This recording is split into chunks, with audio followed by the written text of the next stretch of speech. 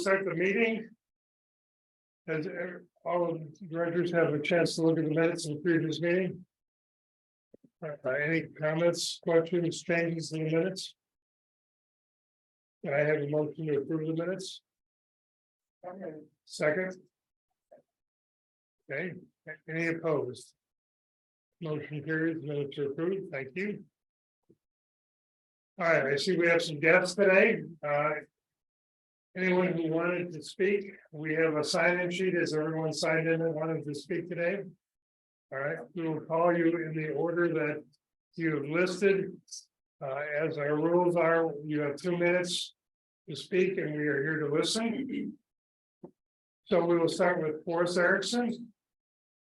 And someone pitched out 30 seconds when I have 30 seconds left. I am Forrest Erickson, a resident of Blount County, and I come to speak about challenging books and desire for vigorous competition in the marketplace of ideas. Today I'm speaking regarding library book 220.5 HOL and books related to books 220.569 BIB. Motivated by past statements made in this room and in the Board of Education regarding book content, and within 2 minutes I must be rushed to make the public aware of the content of these books. 20. She lusted after her lovers, whose benefit were like those of donkeys, whose emissions were like that of horses. Yep, bestiality is necessary in our library books. Second Samuel 16. And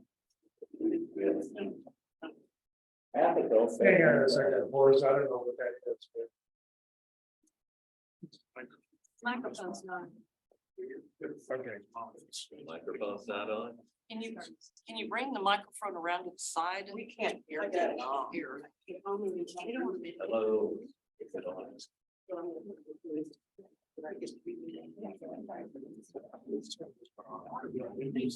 It's leading back off that one. Oh.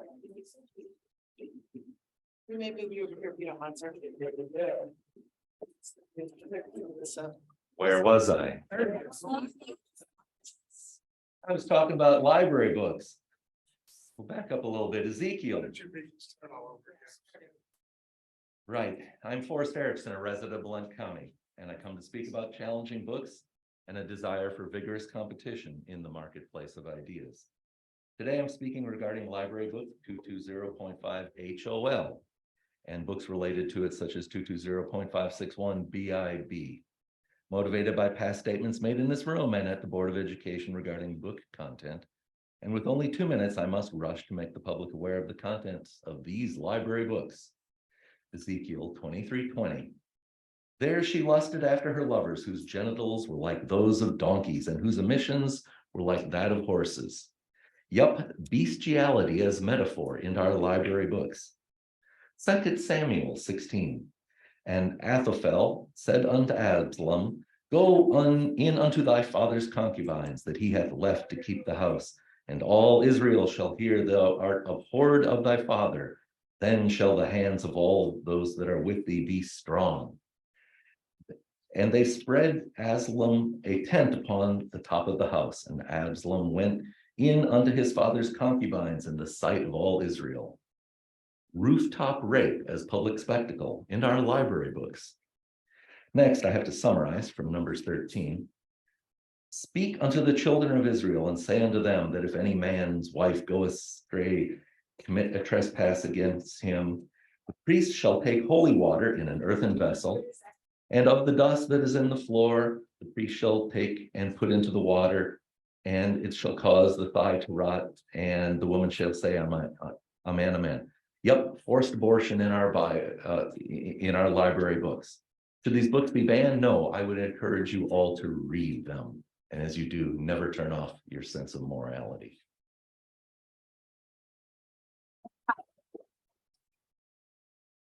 Hold your comments or pause until afterwards. Thank you. Brian, you lead.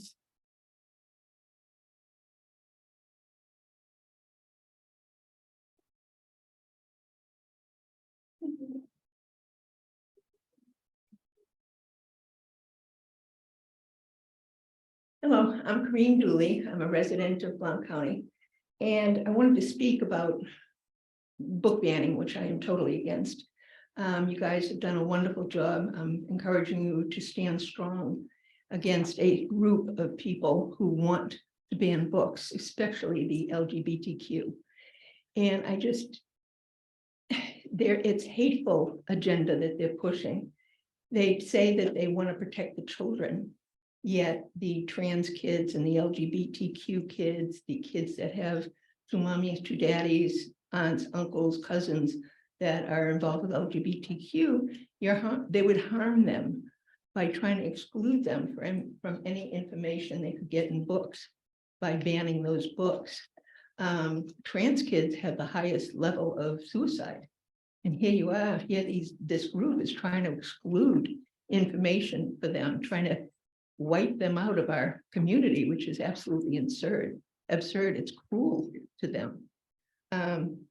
They talk about, that group talks about LGBTQ books and other people grooming the children. Either you're gay or you're not. You're not going to groom a child to become gay. It just doesn't happen. It's absurdity that they're trying to push. My kids grew up outside of a gay community. It's one of our favorite places on the beach to go for vacations. Oh, shoot. And they're not gay, they're all straight, so they didn't get groomed. You know, they speak of the community not wanting them here because it's mostly a conservative community, but not all conservatives feel that way. This is a small group of hateful people who do not speak for all conservatives. There are, if you poll the community, you probably find a different result. Not everybody agrees. Oh, well, sorry, thank you. Bonnie West. I'm Bonnie West. I'm a 40-year resident of Blount County. Those advocating for the removal of certain books from the library stacks have zeroed in on a topic so offensive to them that they can't imagine anyone objecting to its removal. Someone found a book in the young adult stacks with an explicit description of sex. Now, would I choose to have my child read this book? Probably not. At least no more than I would choose to be subjected to the spectacle of a grown woman in a public forum reading aloud a passage from the book with great enjoyment. As badly written, passionless, and decidedly unsexy as the excerpt is. And still, I would not advocate for its removal, for where does it end? There are other books in the library that contain the words penis and vagina, or what's even more offensive to them, two penises or two vaginas. If they succeed in removing one book, does anyone, including themselves, believe that they would stop there? But we're just protecting the innocence of the children, they cry. Even back in the dark ages before the internet, children learned about sex. They learned from their peers. They learned from the bodice rippers they found in their mother's nightstands, or the magazines stashed under daddy's mattress. In the race for supremacy between an adolescent's brain and their hormones, the brain doesn't stand a chance. The poet Alexander Pope said, "A little knowledge is a dangerous thing."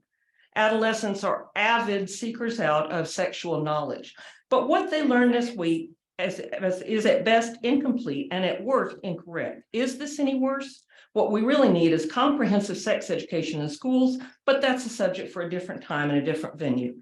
I know y'all are as sick of hearing community members beating a dead horse as we are, but as long as there is a faction who want to control what other people's children read, we will continue to show up month after month after month, as long as we have to oppose censorship.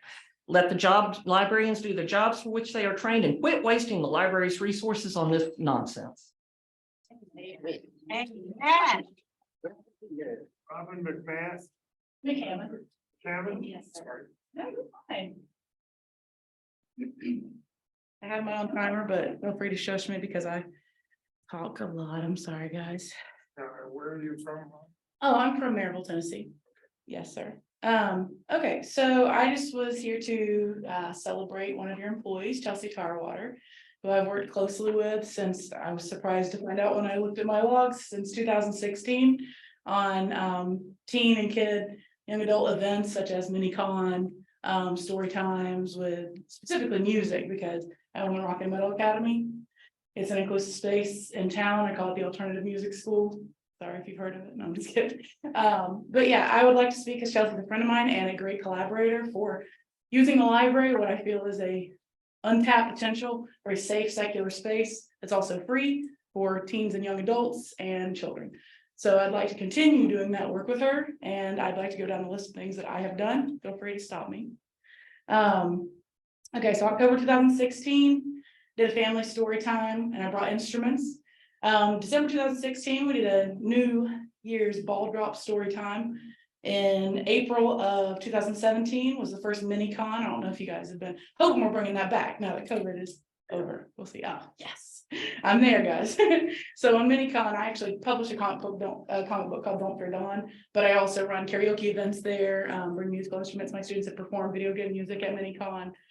So it's a great outlet for me to bring in students who might not otherwise find the potential in the library, and also to get people excited about music education in general, because we create a nice, safe, open space for them. Thank you so much. I just recently did a teen karaoke event for Halloween in the awesome new teen room.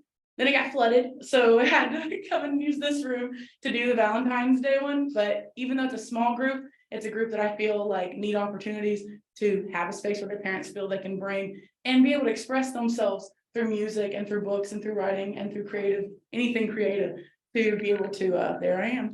Anything creative, to be able to have a safe space for them to do that. So yeah, hopefully that came across. Chelsea Tarwater rocks. So thank you guys. Marge Meredith. Can I have my name to the list? I don't work. Who are?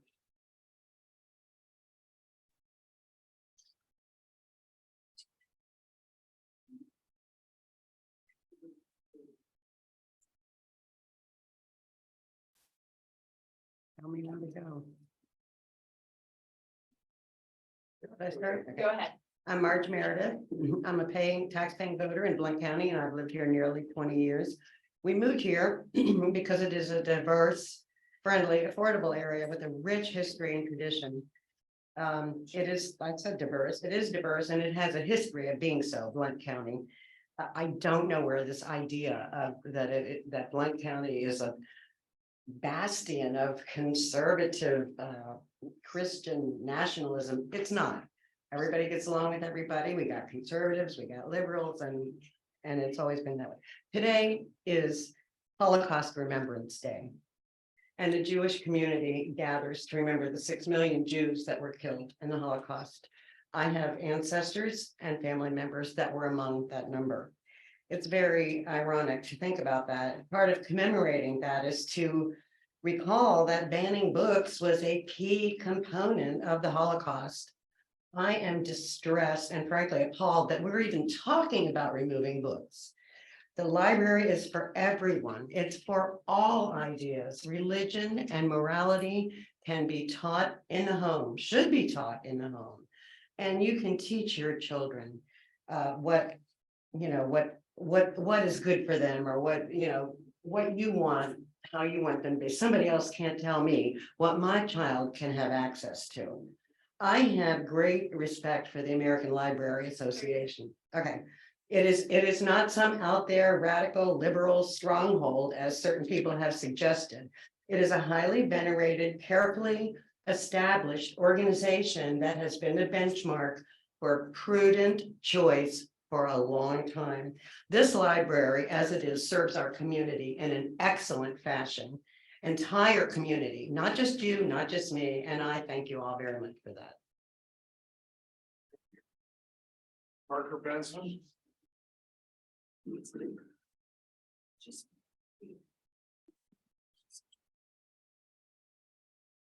Well, I'm Parker Benson, and I'm passing out a sheet out of one of the books in the library that Manny Lee told me would remain in his office. He has put it back on the shelf. And I do not like some of the accusations that are being made to some of the speakers before me, because I do not hate you, and I'm not trying to stop access to materials. I'm trying to set some standards of behavior in this library. And I think it boils down to a simple question: should our library provide pornography to the citizens of Blount County. Is that something our library should do? If the answer is no, then look at the sheet I just handed you. If you think, no, we do not have the responsibility to provide pornography to the citizens of Blount County, I think that's a good standard, and I agree with you. If you say, yes, we do have a responsibility to provide pornography to the citizens of Blount County, then I really don't know what to say. I think then put X-rated DVDs out there, put X-rated magazines out there, go the whole route. Just turn the Blount County Public Library into a pornography hub. It's ridiculous. And you know it, and I know it, and the people behind me know it. It's wrong to have this material in the public library. I'm not hating anyone. I'm not stopping access. You can get it elsewhere. We do not provide cigarettes to the citizens. We do not provide alcohol to the citizens. We're not banning alcohol. We're not banning tobacco. We're just not going to provide it because it's below the standards of the Blount County Public Library. I do get upset when I listen to these people make these accusations that are untrue. That's par for the course, and that gives you an idea of the type of people you're dealing with.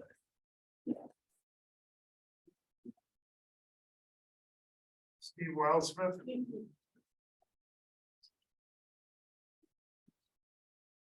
Thank you. I'm Steve Wildsmith. I'm a citizen of Blount County. Who defines pornography? You know, one person's standard is not the same as another person. It's one of the things I love about this library is I can go out here and rent, check out John Wick 2, which has a body count of 128. I can check out 50 Shades of Grey, which has some pretty salacious passages. I can check out Nightmares and Dreamscapes, a book by famous novelist Stephen King, in which a particular story, The Library Policeman, ironically enough, details the graphic rape of a child. None of those are targeted by those who are calling for these books to be moderated. Why? I think we know why. There's a particular group of people that are being targeted, and any literature, books, or whatever about those individuals has been deemed pornography by these people. It's ridiculous. You guys have a fine system in place. I encourage you to continue to do it and understand that if I want my child to read a book, I will moderate what my child reads. If I don't, I will moderate that. That is my choice, and it should not be the choice of anybody else.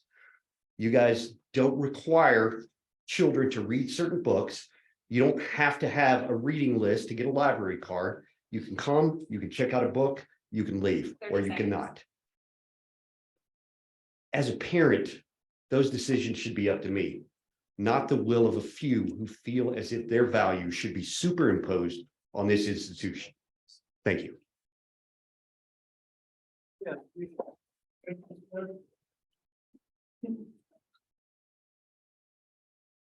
You don't have to write. I'm Betsy Smith. I'm a Blount County citizen living in Walland. I'm opposed to banning books, any books. To better understand the issues, I have read 11 of the 13 books that were listed in the Daily Times on February 23rd. Another 20 books were identified just recently in an article Friday. And then this morning, the Knoxville News Sentinel had a list of other books and a response to or a report on Anderson County Sheriff and his struggles out there with banning books. To me, it's obvious that the LGBTQ community is being targeted. And I suspect banning books is the means they're using to disrupt this community. That's shameful. This is a great community. I have been here over 40 years. The library is fantastic. The librarians are fantastic. I'm upset. I want to quote Judy Blume briefly. She's an award-winning author of adult books. What are you protecting your children from? Protecting your children means educating them, arming them with knowledge and reading and supporting what they want to read. No child is going to become transgender or gay or lesbian because they read a book. It's not going to happen. They may say, oh, this is just like me. This is what I'm feeling and think about. Or I'm interested in this because I have friends who are gay, bi, or lesbian. They want to know. We want them to get that information. After reading Genderqueer, which is one of the most challenged books out there, Judy Blume noted this young person is telling me how they came to be what they are today. I learned a lot and became more empathetic. I also read Genderqueer. I was curious. I wanted to know. I agree. We need to let these books stay out there. It's your option. It's your parents' option. Thank you. Ricky.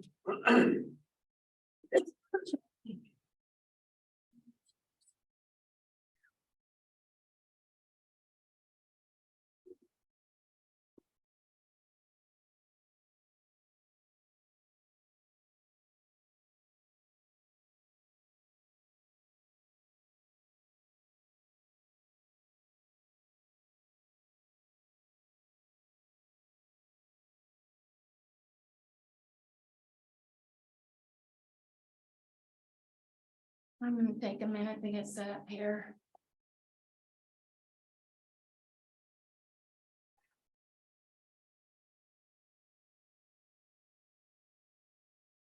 The podium's not thick enough for my notebook. I'm sorry.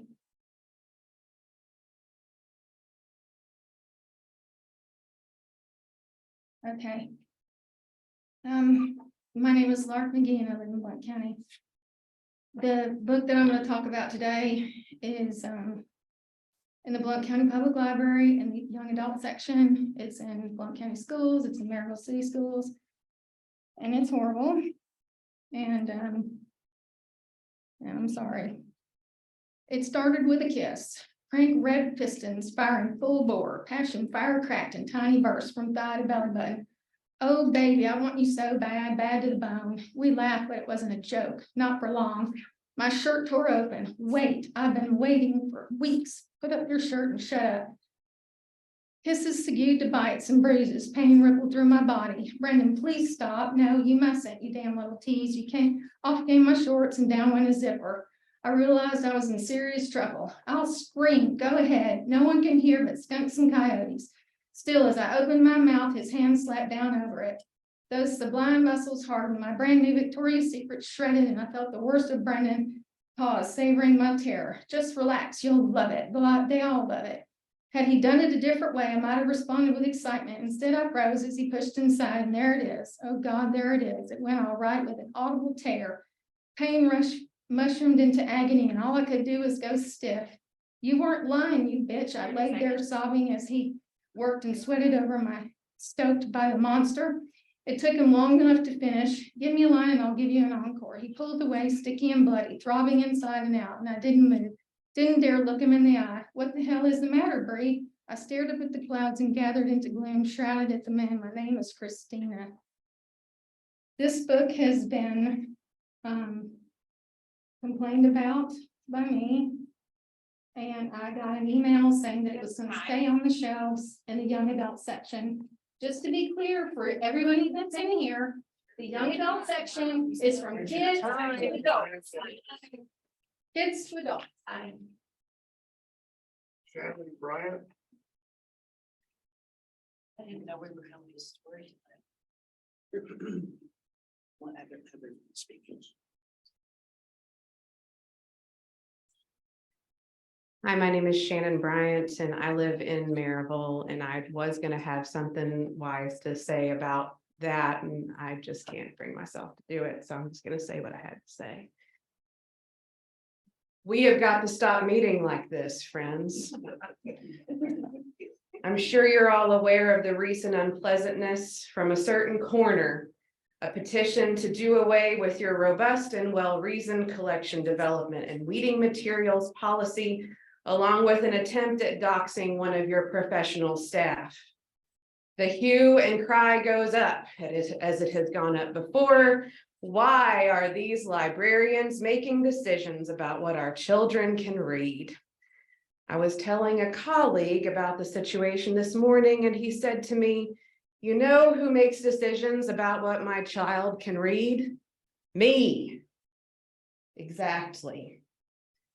Parents can decide what to allow their children to read, and by your own policies, children must be supervised in this building. Please keep your collection review policy intact, no matter what a certain corner has to say. Thank you for your time. Thank you, Stan.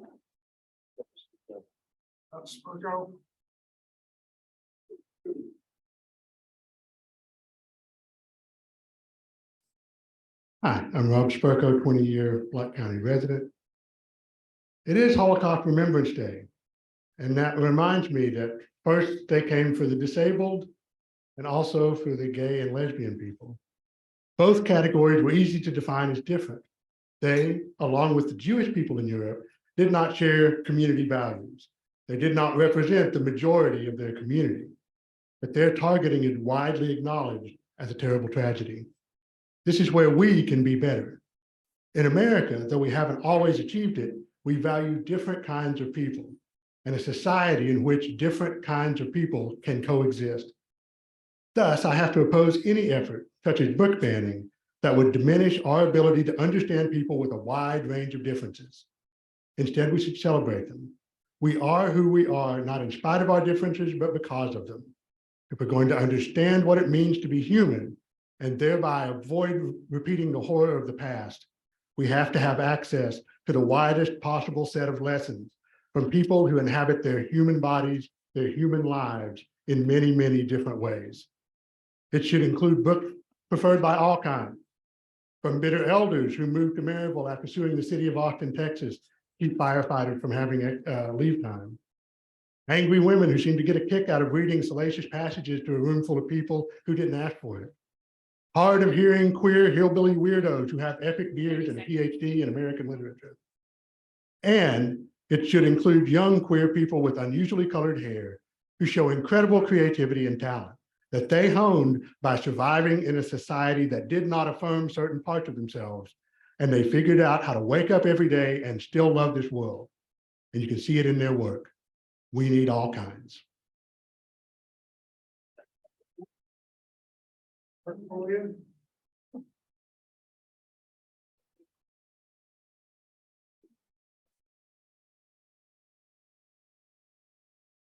So I'm Mark Pulliam, and I'm here not to talk about books. I've been voicing concerns about using the library as a homeless outreach center for almost 2 years. I spoke at a Board of Trustees meeting in July of 2021 before Manny was hired as director. After being forced to make 2 separate public records requests, I have reviewed documents, and it appears that the Board of Trustees has never authorized or approved the rent-free arrangement with a place to stay. It also appears that there is no policy regulating the use of Blount County Public Library facilities by nonprofits favored by library staff members. And based on the review of the documents that I've received, it appears that the unauthorized arrangement with a place to stay evolved from what started out as a 150-day trial period under Director Casey Williams to a 14-month MOU under Interim Director Bruland to 6 months without any MOU in place under Director Leet to a backdated MOU that is effective January 1st, 2023, but was not signed until later in the month. Charging $100 a month rent does not resolve my concerns. I still have not gotten an answer to the question why a place to stay is in the library to begin with. One has to wonder who is in charge. I request that this unauthorized and imprudent arrangement be terminated on 30 days written notice. Thank you. Carol Bell.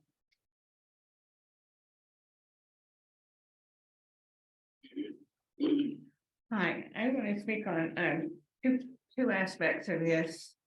I live here in Maryville. I've lived here for 13 years and in the Knoxville area for more than 40 years. I'm retired, I'll be honest, I'm a retired college librarian. And I know something about the history of public libraries and other libraries, and what I want to say to you and all the people here is that librarians of all people are I'd say the strongest supporters of our First Amendment rights.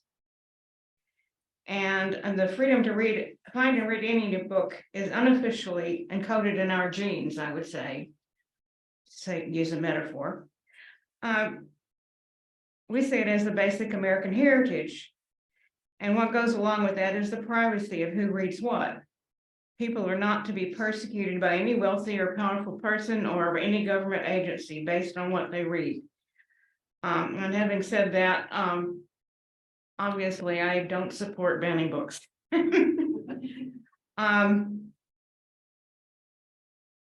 That said, I will say that everybody has a right to participate in the public library. And I may be speaking out of turn, but what I want to say about that is that we don't always have to see the questions before us as all one way or the other, black and white. They can also, there's always third options and fourth options and fifth options to try for enhancing or improving the book selection process. And that is not at all to disregard the professional qualifications of the librarians. I support you 100%. It's time. But I've come across, right before I wrote this today, I came across something. That's time. Pardon me? That was your 2 minutes. That's time. I'm sorry. Your time is up. Oh, that was awfully short. All right. Sorry. Is there anyone else who hasn't signed up? Okay, thank you. Thank you all for speaking. We appreciate it.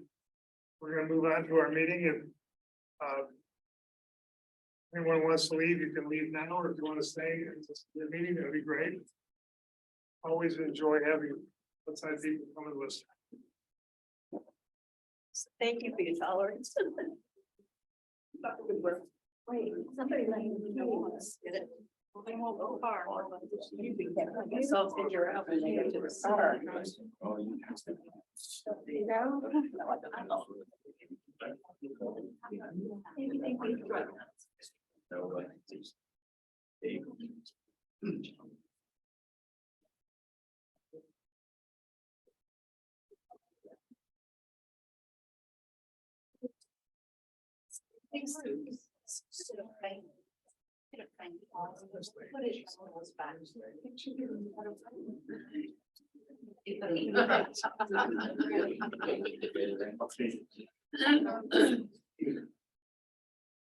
Okay, moving on.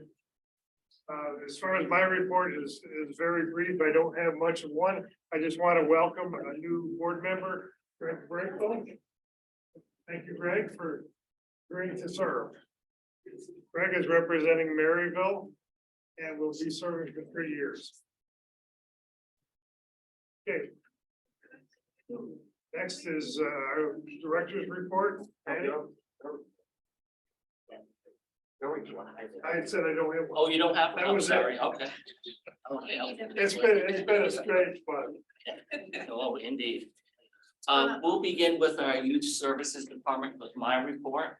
We did welcome a new face to youth services, Polly Taylor.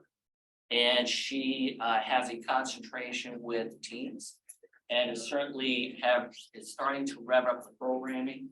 There will be a manga anime club and a drawing program, and she's big into Dungeons and Dragons, which is great, which goes into our team, which is actually finally open again. We had an issue back on Christmas Eve Day with our sprinkler. Thank you to General Services for taking care of all that. We got a brand new coat of paint, got new furniture in there, and the team room is open. We will have an official grand opening of the team room sometime next month. New color too. New color, yes, new paint, excellent. Minicon, someone brought up before July 29th, it will be back. Over in adult services, we had, in the month of March, we had such a huge turnout for our Focus on Seniors program on wills, trusts, and power of attorney. We have our next one tomorrow, which will be now held in our main gallery area. We just had such a sea of people in here. We unfortunately had to turn people away. That's how large that crowd was. Now it'll be over in the main gallery, which can hold and house more people there. So tomorrow is dementia. Yes. Also in the adults services section of the report, they had a homeschooling 101 program. 60 people attended. And I do want to read a quote from the Blount County Home Education Board President. It said, "Homeschool 101 was a great success. Thanks to Diane and the Blount County Public Library for all their work to make it possible. It was a huge success." So thank you for all those that were involved with that. Over in collections, I thought that was really neat is a list of all the yearbooks. So if you graduated from even Alcoa Elementary School all the way up to the high schools, we do have a list here of all the yearbooks, which is great to see. I know a lot's online, but we do have physical copies as well. Let me make a comment on that. The genealogy department is also looking for yearbooks and has a list. So if you all know of any and want to donate them to them, just call them and let them know. They're out there hunting for them. Yeah. Hospitality, they are continuing to soar. Month of March, the cafe sales increased 21% from the previous month. Every month they have a specialty drink. Last month it was the four-leaf frat. For the month of April is the 100-acre latte. Okay. Over in patron services, we also have new faces as well. We said goodbye to a couple of it. Well, one, we really didn't say goodbye. She actually just moved over to admin that summer, but she was previously in patron services. But we'd like to welcome Alicia and Cindy to the patron services and Blount County Public Library team.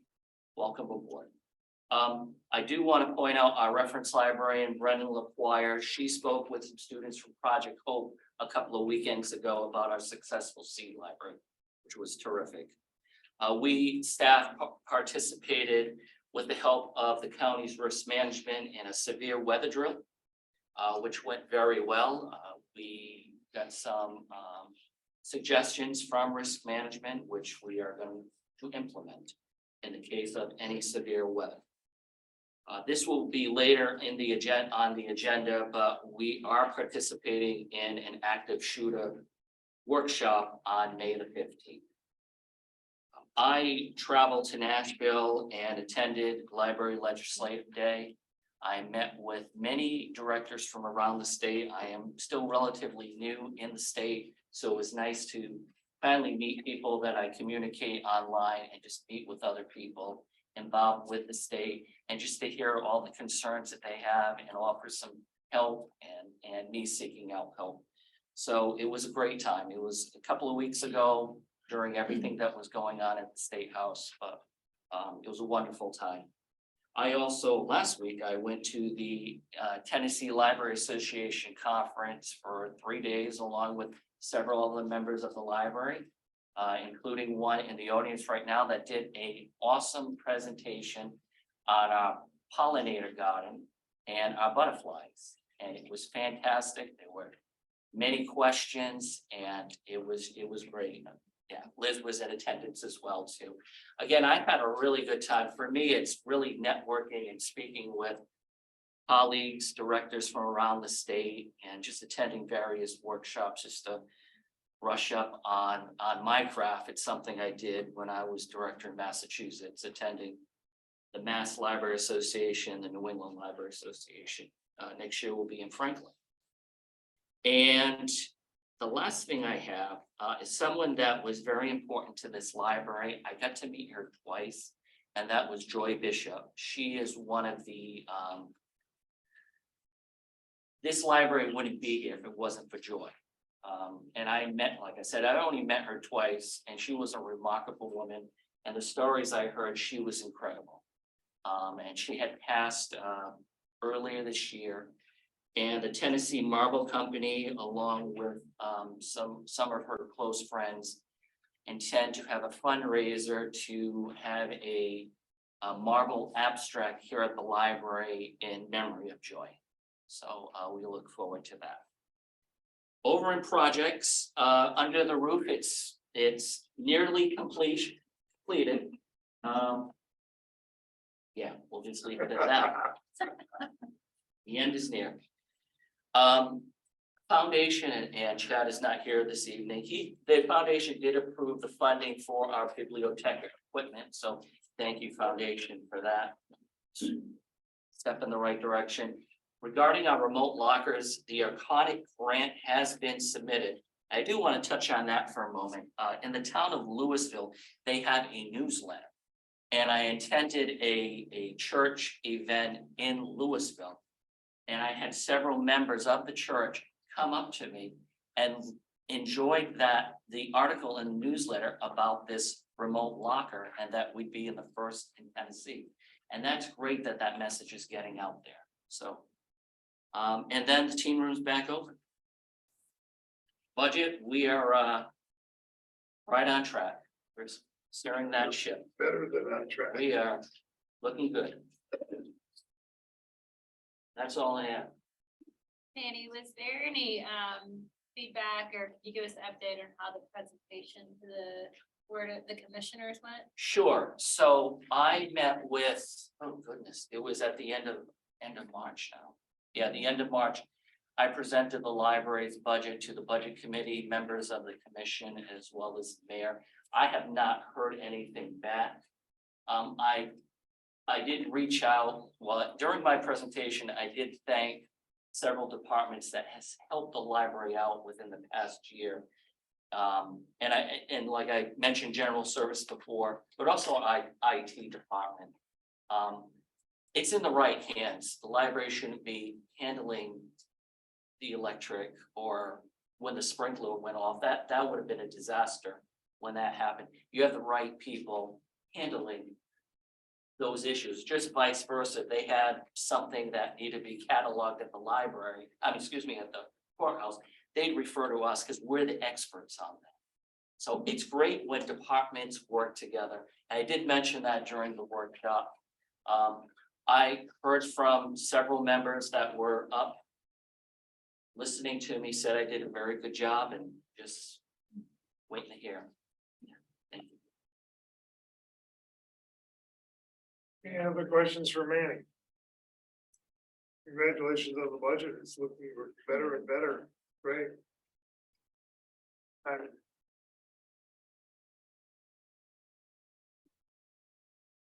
Okay, D, is that here? Bruce, do you have a report? Yes. I have a fairly long list, but I'll try to be brief.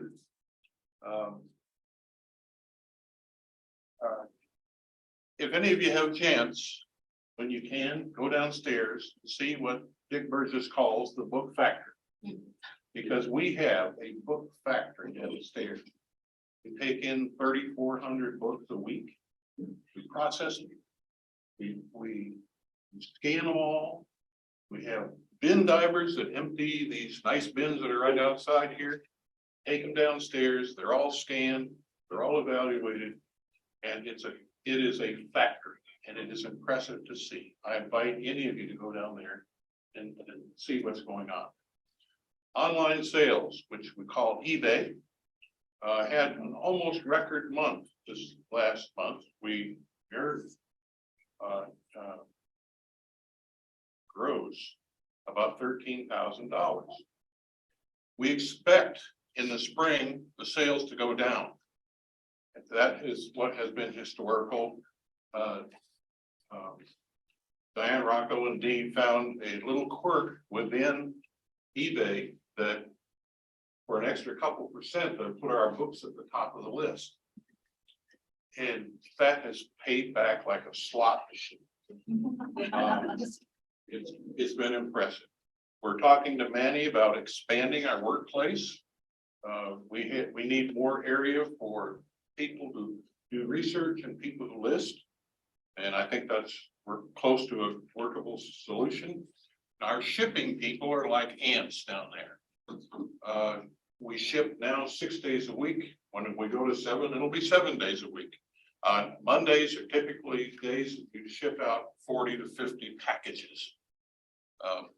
And so that our shipping people are working like crazy. On the sales floor, which is the rest of the floor downstairs, we're preparing for the next quarterly sale in June. We've got a sales committee set up to oversee checklists, procedures. We've had a section lead survey where we surveyed about 30 of our section leads for all of the books we have shelved down there. And that will go on until June. Other business, and we're in a kind of a busy time of year for us. We're putting together our board nominations for the next fiscal year. And also we're starting our budget discussions, both for our internal budget and for the budget we make available for the library projects. The membership committee is another committee that's also very active. We're looking at things like recognizing lifetime membership participants, corporate sponsors, and also supporting special events and concerts. We are working on an assignment for a new bookkeeper. Marcy Delosier has been our bookkeeper for many years, and she has kind of decided it's time for her to kind of back off. We found another person, and we're meeting with her, and we'll be talking about her at our upcoming board meeting next week. Last but not least, we have an active outreach program that I don't know if many people realize, but we supply books to the Daily Food Connection, the Homebound, the jail, little free libraries, and that we have a good sized group of people that are hurting really books that would be discarded to people who can use them for free. That's all I got. Thank you, Ed. No question, you all are terrific. You're best around, no question. Any questions of Bruce? When's the next book sale? First week in June. Okay, I can look up the dates, but it's so it's gonna be on Friday, Saturday, or? it'll be Thursday, Friday, Saturday, and probably with a cleanup the next Saturday. All right, and next, Liz, you have a report for us. I don't want to go after that. No. Yeah, you do have an excellent friends group.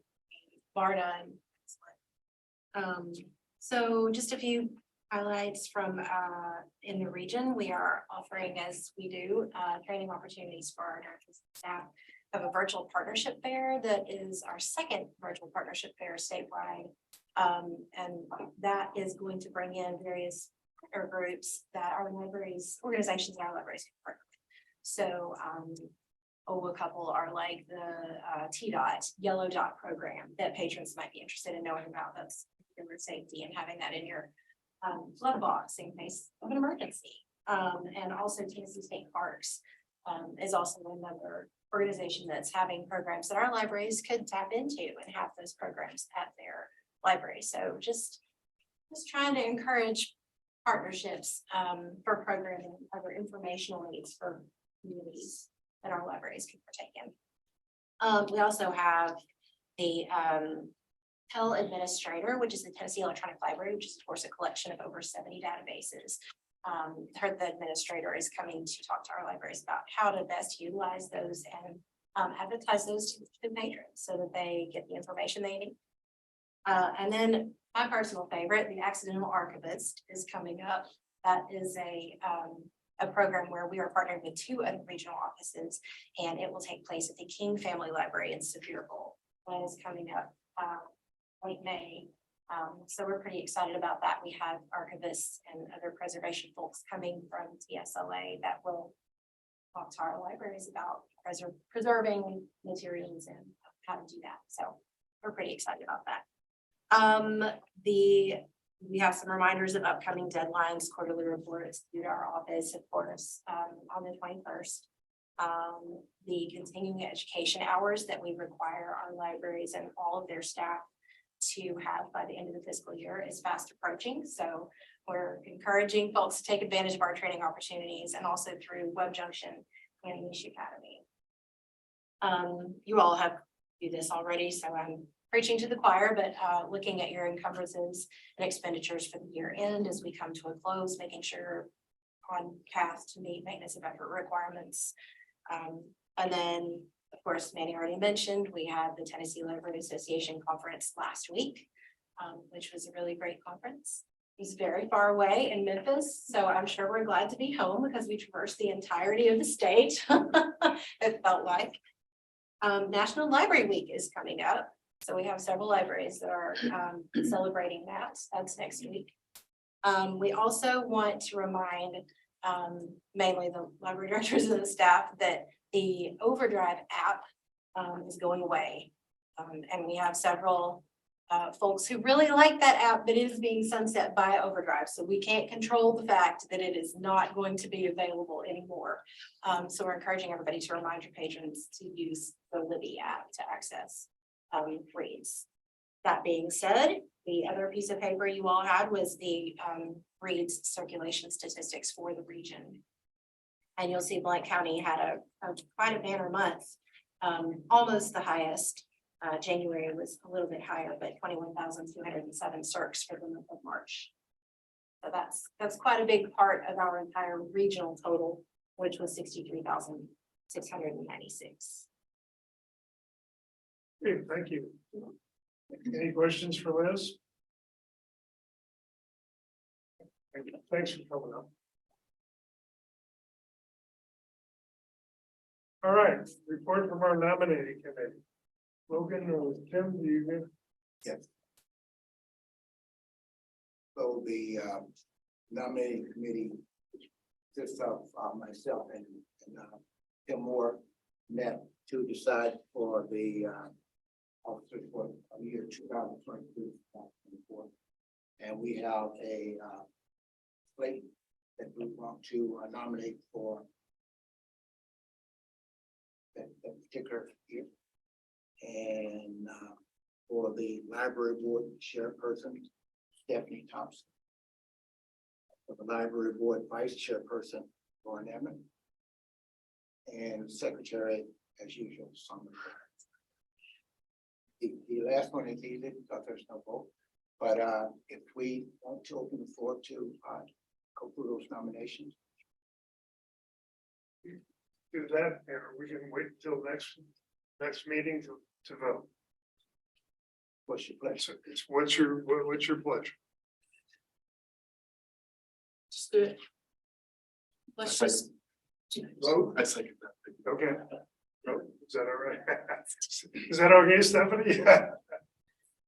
Okay. So if the body is ready, we'll make the nomination of each particular office, and then we'll have nominations from the floor if there are any, and then we'll move forward. Okay, so first will be the board chairperson. The nominee is Stephanie Thompson. Are there any needs from the floor?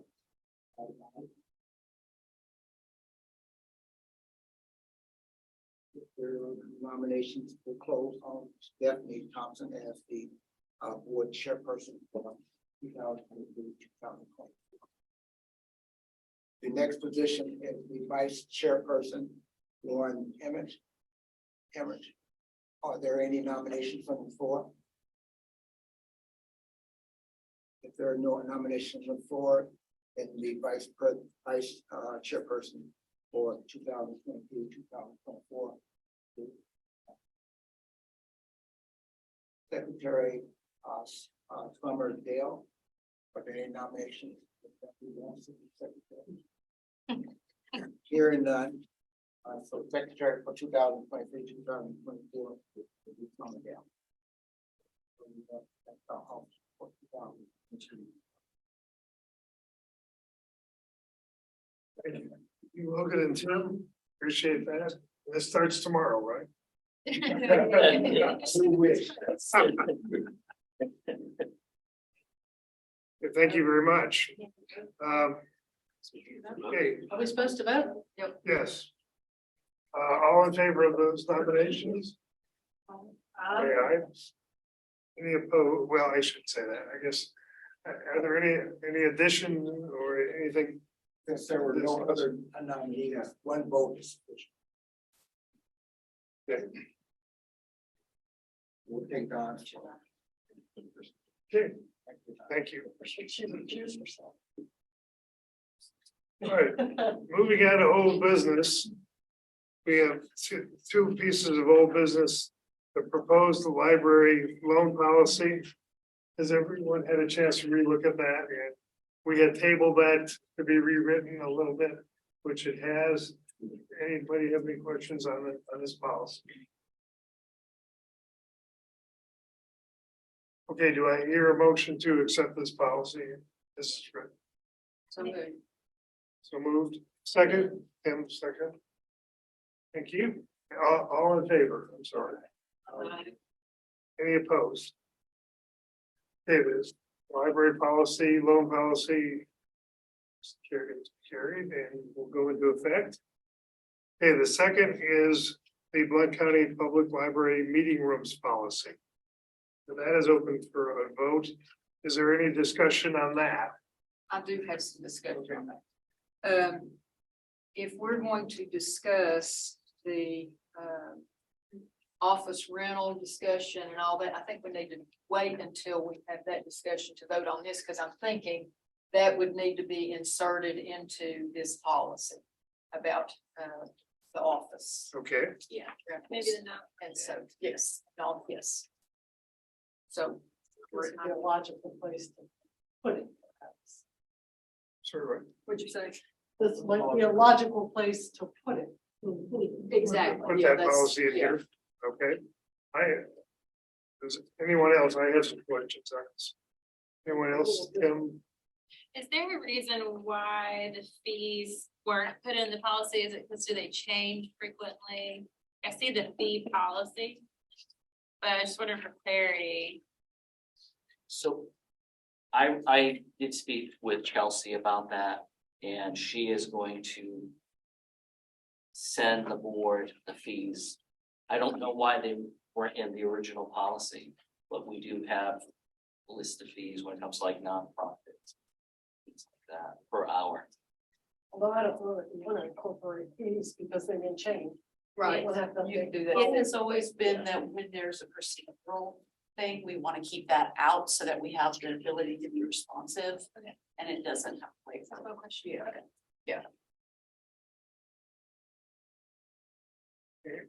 Okay, to hog this, but I have several questions.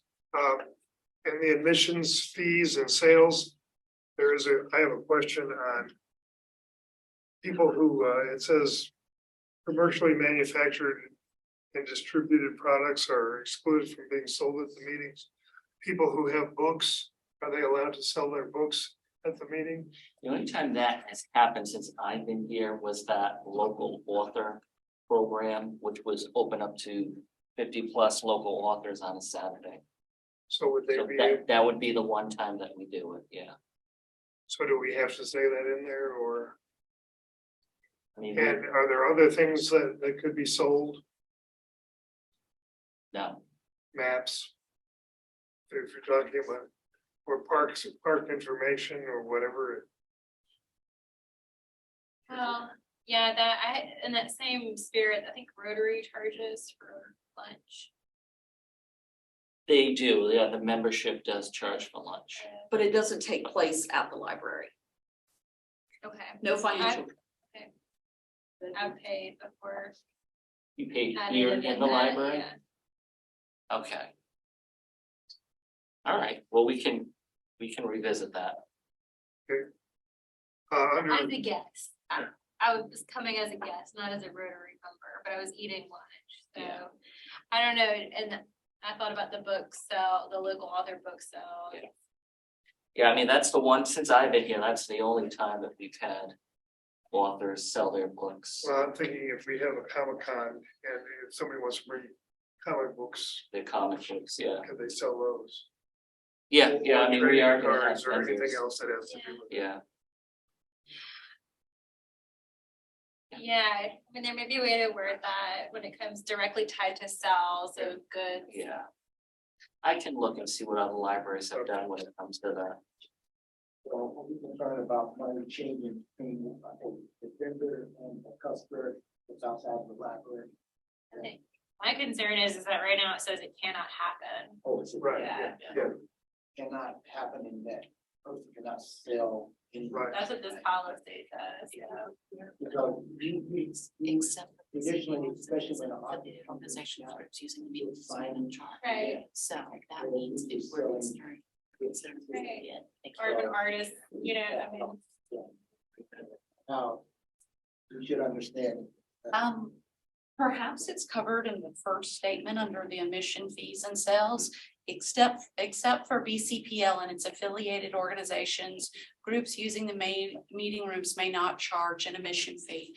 So for example, that is probably the statement that we used for the rationale of if we are holding an author's event, one of the things that can support the author and the writing community is to allow them to sell their wares here.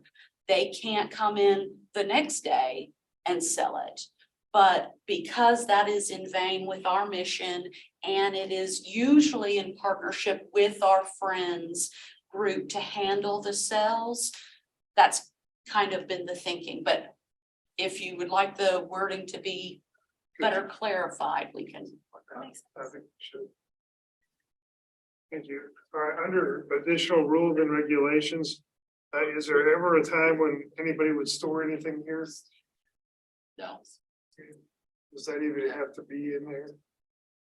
I think that was in there, and again, I'm coming in this a year and a quarter, maybe there had been cases where someone was storing.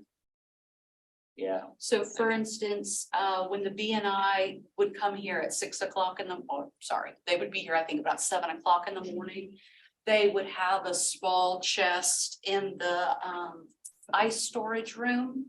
They provided everything. They were responsible for it, but because they would come in and they would set up their room. Same as with Rotary, so that they don't have to take down their flags because they're here weekly. I think they had a podium. So that was to cover instances like that, where if we had if you will, a super user, we could assist them if we had the means to. Okay, is that all right? Okay, under F. Alcoholic beverages may not be served. If you are having a party here for some reason. Cannot serve. no, never, no, as long as I'm director here, that will, and it's never happened before, that would just lead to issues, yeah.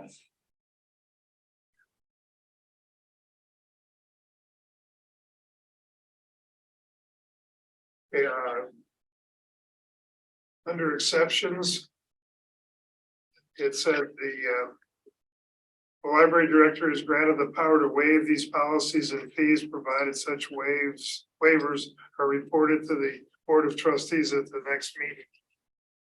The way I interpret that is that you can do whatever you want and then you bring it to us a month later.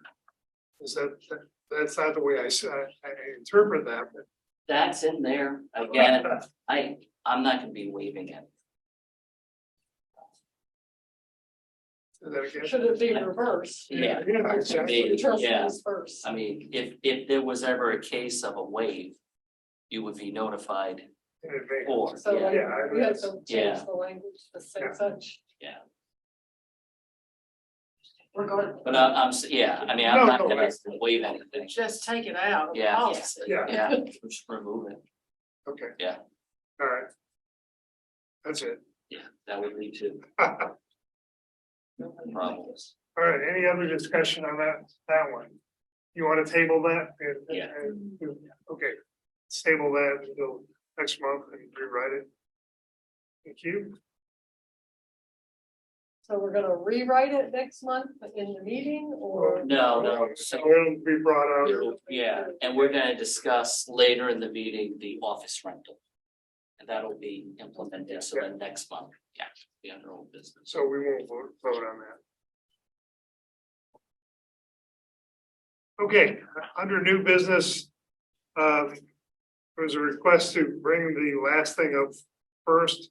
So for the request for reconsideration and decision appeals, let's bring that up first and talk about that under new business. And Manny, first of all, I hope everyone read Manny's letters that he wrote in response to the requests.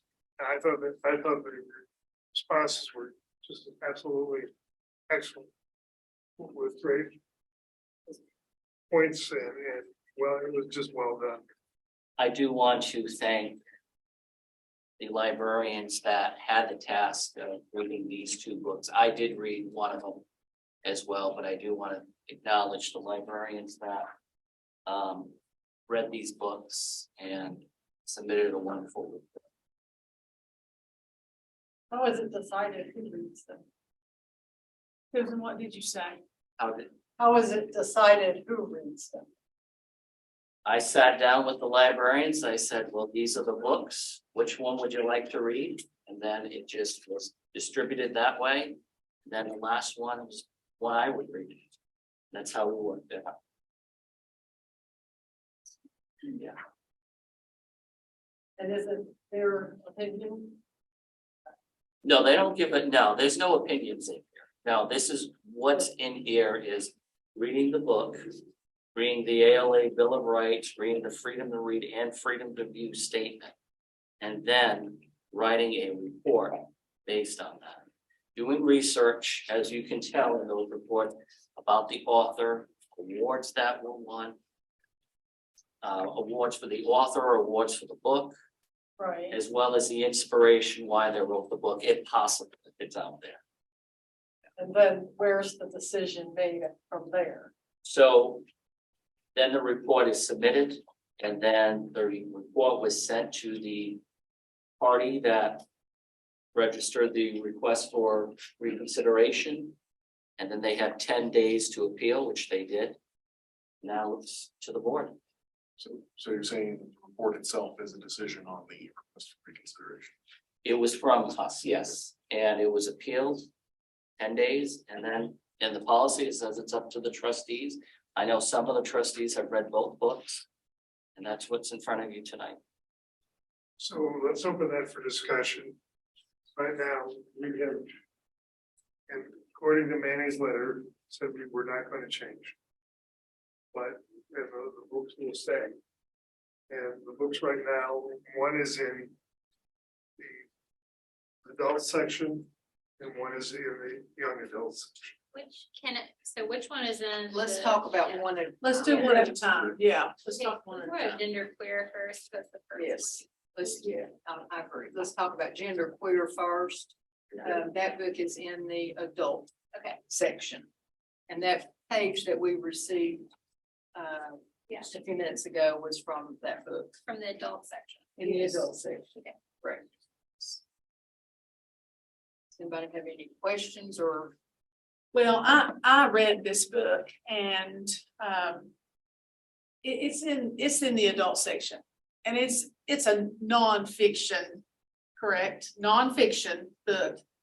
And as a mother and a grandmother, as I'm a grandmother now, my thoughts on this book is if my child or my grandchild were confused about their sexual orientation or the feelings that they were having that I could not explain, I would go to the nonfiction section of this library and I would check this book out and I would say, let's read this book together And let's go through and let's see if we can answer some questions and let's see if we can, you know, come up with something to help you.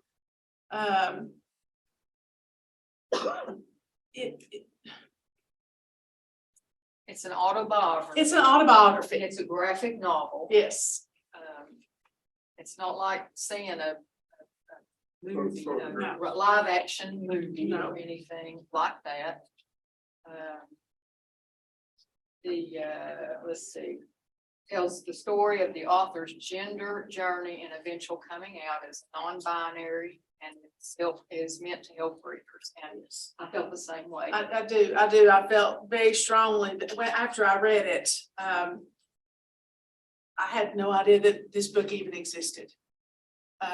Until this came up before us and I read it, and I just think that it could answer a whole lot of questions for some children or adults that were confused about their lives. So it's in the adult section. It's an autobiography, and I'm going to be honest, I'm putting my teacher hat on now. A middle school kid is probably not going to go to the autobiography section and check out a book. You know, they're going to be in the fiction section, not the nonfiction section. So now I'm taking that hat off and I'm putting my parent and grandparent hat back on. I just think that it needs to stay where it is because I think it's a great resource for those children or adults who are confused. I think it's extremely important that the media, the general public realizes this is not the children's section, and it's been conveyed as such. Yeah. On behalf of the board of trustees, the librarians, everybody, this is an adult section. And so I feel the same way. I would say. And just identify how many times has the book been checked out? Okay, so the book that we're discussing right now was cataloged in 2020. It's been checked out twice. So it does not have the circulation as a James Patterson novel or Danielle Steele or a book about the royal family, which has constantly been checked out and plenty of holes. As far as the current reading policy is concerned, when would the book be up for review as just a natural part of that process? Well, it would have been within the next few years for certain, but now there's been such a, with this book being talked about, there are holes on the book now, so. So at the end of the day, no one is really trying to beat down the door to get this. This book has really been highlighted because of some information that's been publicized nationally that has identified this, and everyone is getting on board for that. So in reality, this book is probably been buried and no one knows about it till this information came to us.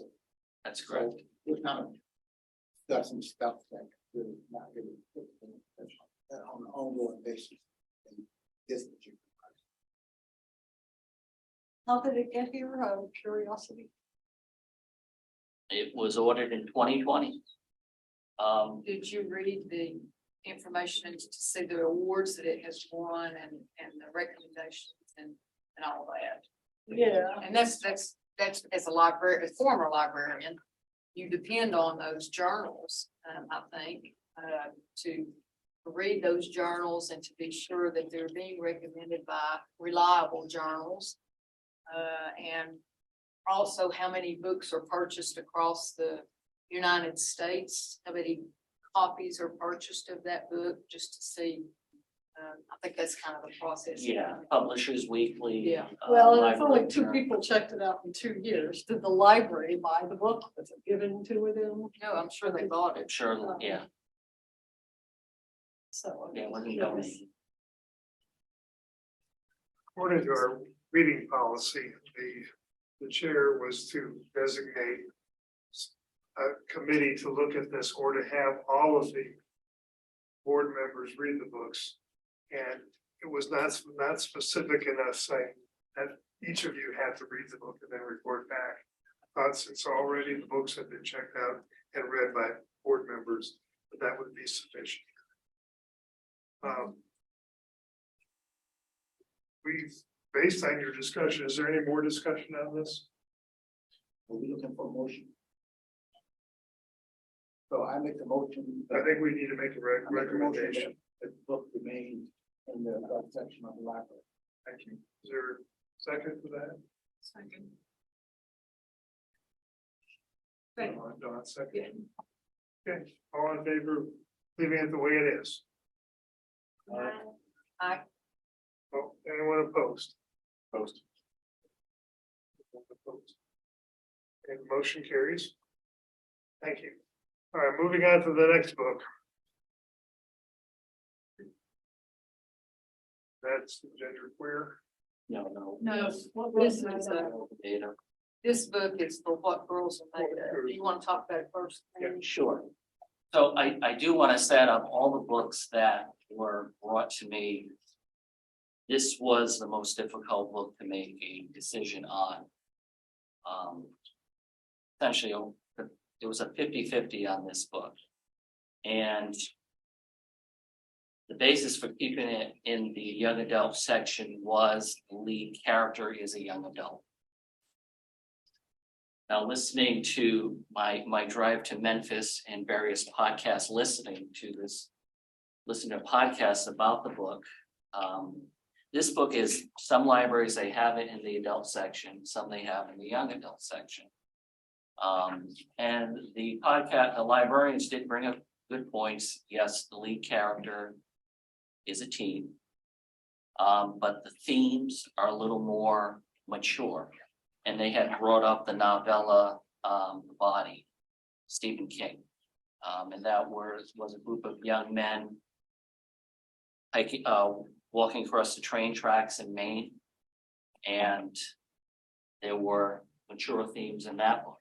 And they had brought up others. That was the one that I remember, because I remember reading that when I was younger. I'll support whatever direction the board goes. But again, I will say this was a difficult one, just because some libraries have it in the adult section, some have it in the teen section. Question. Yeah. For response here, the appeal is to move the book to the adult section, correct? So. Move it completely. Yeah, that's what's gonna be, yeah. Well, I read this one also, because I love to read. And I'll be real honest. It is a young adult book, but I thought that if we could have an M sticker to put with the young adult to flag it as mature content, you know, because let's think about this. Anybody under the age of 16 is going to have a parent bring them to the library. They're not able to drive themselves to the library. So that parent is going to be with them when they check books out. But as a middle school teacher, let me put my teacher hat on for a minute. I wouldn't recommend this book for all of my middle schoolers. There are some that I would say, hey, this, I probably would not, but there are some more mature middle schoolers that could handle this content. But not all of them. It is a very mature book. I would not recommend this book because I didn't think it was that well written. To be honest, I was not, like page turning, like some of them I do. It just was not. Had she put the last of the book at the first of the book, I think that it would have made a world of difference because there are some good things that happen in this book. She got in trouble and she had to do some community service hours, and she continued even after her community service hours were over. She continued to go back to that animal shelter. So there are some good things in this book, but I have no objection to this one being moved to the adult section. And like I said, as a teacher, I would not recommend this because I didn't think it was that good. I read the book as well. And I would agree, there were some good things in this book. I think she learned some really, really valuable lessons and some very scary lessons for a 14, 16-year-old. But I would agree, this, when I read some of the reviews and some of the reviews themselves said this was for a mature young adult. When you think about a young adult being from the age of 12 to 17, 18, there's a huge difference in ages. So I do think this one also needs to be moved to the adult section. Question. Given the new art and technology and self-checkout kiosks, are books, are children with children's library cards capable of checking out books unobserved or unsupervised by the parents? Yeah. They are completely free to grab books and check them out. Absolutely, yeah. And again, how many staff are you open checked out? So this book was cataloged in 2017, so it's been here for 6 years.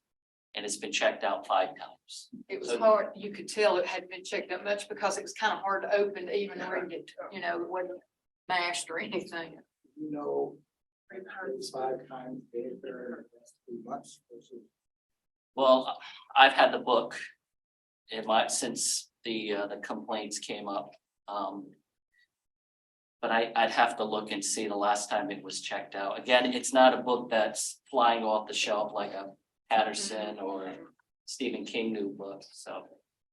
And this one I had never heard of. I had heard of Genderqueer before. I hadn't heard of this book. When it came via email. Make a motion and move it to the adult section. Second. Say that again. I make a motion and move it to the adult section. A second. Is there a second on that? Tim. Is there any more discussion on this? I agree. All in favor of moving it to the adult section from the young adult section? Any opposed to that? You, okay, one opposed. All right, the motion carries. Ask Manny to move it to the adult section of the library and recatalog it as such.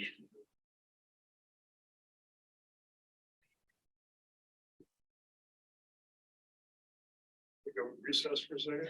Yes, please. Let's take a minute recess. These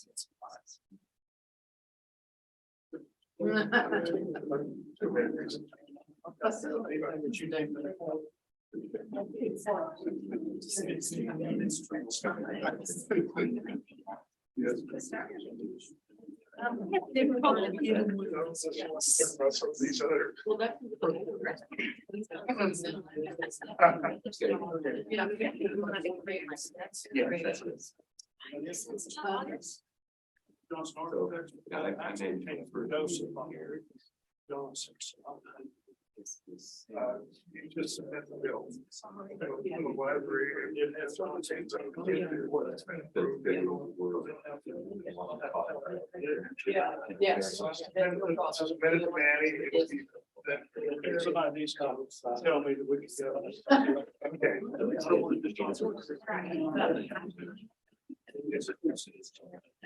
We already said. Yeah. Immediately.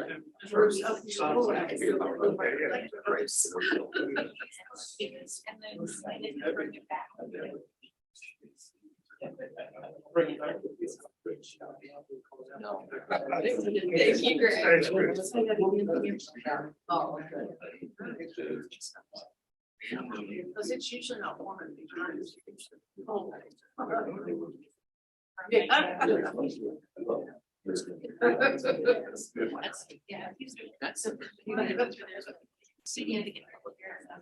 This was the best. Oh, no.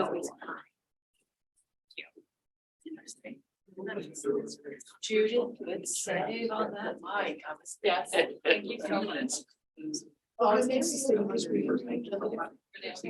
besides Tim's.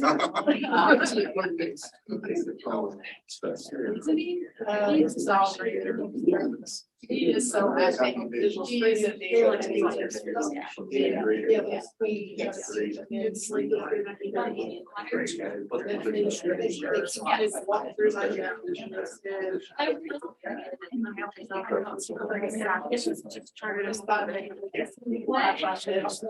Yeah.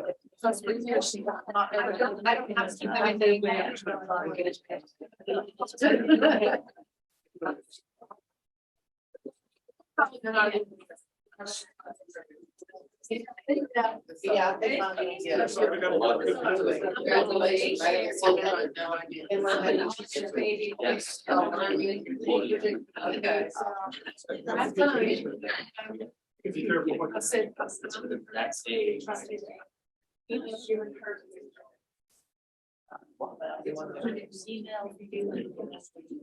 Oh, you did, oh, yeah.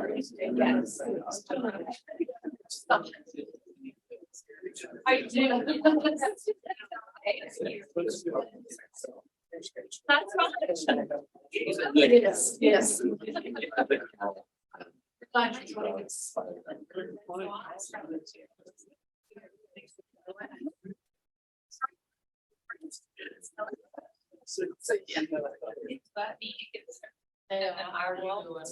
I'm able to get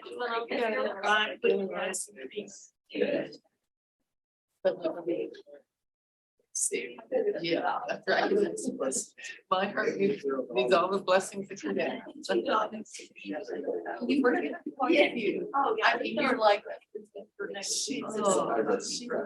Oh, you That's not. Well, So it's nice when those two care. yeah, That's always. always having to give us some things. You know, you were thinking it was right.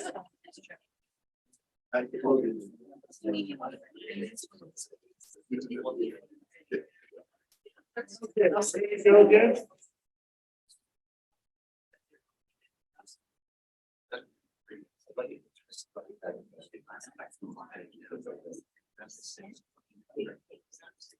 Okay, we have a couple of library external social media policy and an internal policy. I think we just, is there any questions on this? We're not gonna vote on it. We're gonna vote on it next time. We'll just, if there is any discussion on either one of these. Any discussion or questions? No, all right. The only thing I just wanted to say, also, are we voting on, well, next month, we'll be voting on the employee handbook.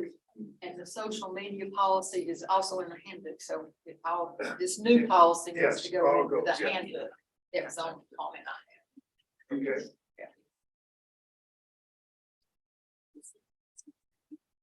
Okay, employee handbook, Yeah. I did. anybody have any questions on that? Discussion on that? And again, we will look at that for, vote on that next month. So the only change for that handbook, the one that's highlighted in yellow, just confirm it. Exactly, that's it. Page 50. Okay. The one thing that was Okay. changed. No, that was good. Good to see the whole thing. Actually, this was the thing I feel. Yes. Big time is that. Great. Yes, that's the Okay. summary. All right. Yeah. So that takes care of that. Yeah. Just show you. The new funding request. Okay, when is the active shooter drill? So the active shooter will be May the 15th from 9 a.m. to 12 p.m. So I'm requesting that the library be closed during that time, so all the staff and members of the Friends, and if any of the board want to participate in the workshop, that'd be great. So it would just be from 9 to noon. Okay, can I have a motion to do that? So Monday, May 15th. May 15th. Hey, yeah. Have a motion, Yes. second. Tim. All in favor? Aye. I'm sorry we have to do something like that, but. Any opposed? All right, motion carries. We have a funding request from the foundation that we need to vote on. Talk about. Danny, you want to talk about that for a second? Sure. So this goes back to the book drop. So I'm learning the state of Tennessee building laws, which are vastly different than Massachusetts. We won't even go there. But state of Tennessee, if these aren't as confusing, I'll just put it that way. Yeah, about I to kinda- say. Yeah, this is a little less, yeah. So if there's any sort of modification to a building over $50,000, an architect needs to have their renderings or their drawings stamped. Yes. And in order us to move forward and go ahead with the bids for contractors for the project, we first need the architectural drawing. And that's what's in front of you this evening. We do not have to go out for bid for an architect. We can select one. Danny and I met with the county and talked about it and said, look, we could break this up into individual pieces under $5,000 if you want to do it that way. Or we could just run this through and get stamped drawings, and he said, okay, we'll do it. So that's what we're doing. Which way are you? This Get is the right. drawings. Yeah. So we're asking the foundation to pay $5,400 for the architectural drawings. They will run them through the city of Maryville, have them approved, and then we can move on with the book drop. Is that the piece they just approved, the foundation for the 150 or no? That's Where part of it. that's Two different things, construction part of it. and that was approved. You But have to have these first. we can't move on until we Can't have. move on that one until you get this. Yeah, our funding was the equipment. Equipment's all good, so now it's the construction piece that. Cool, has already been approved and paid, not paid for, but approved. I make a motion. Okay, thank you. Is there a second? Thank you. for this? Thank you. All in favor? Any opposed? Okay, motion carried to go to the foundation. Okay, thank you. All right. Okay. Moving on to office rental discussion. Annie, do you want to pick that up? Do you want to talk about it, or? Do you want, excuse me, do you want this to go hand in hand with the MOU? Well, or do you want to just?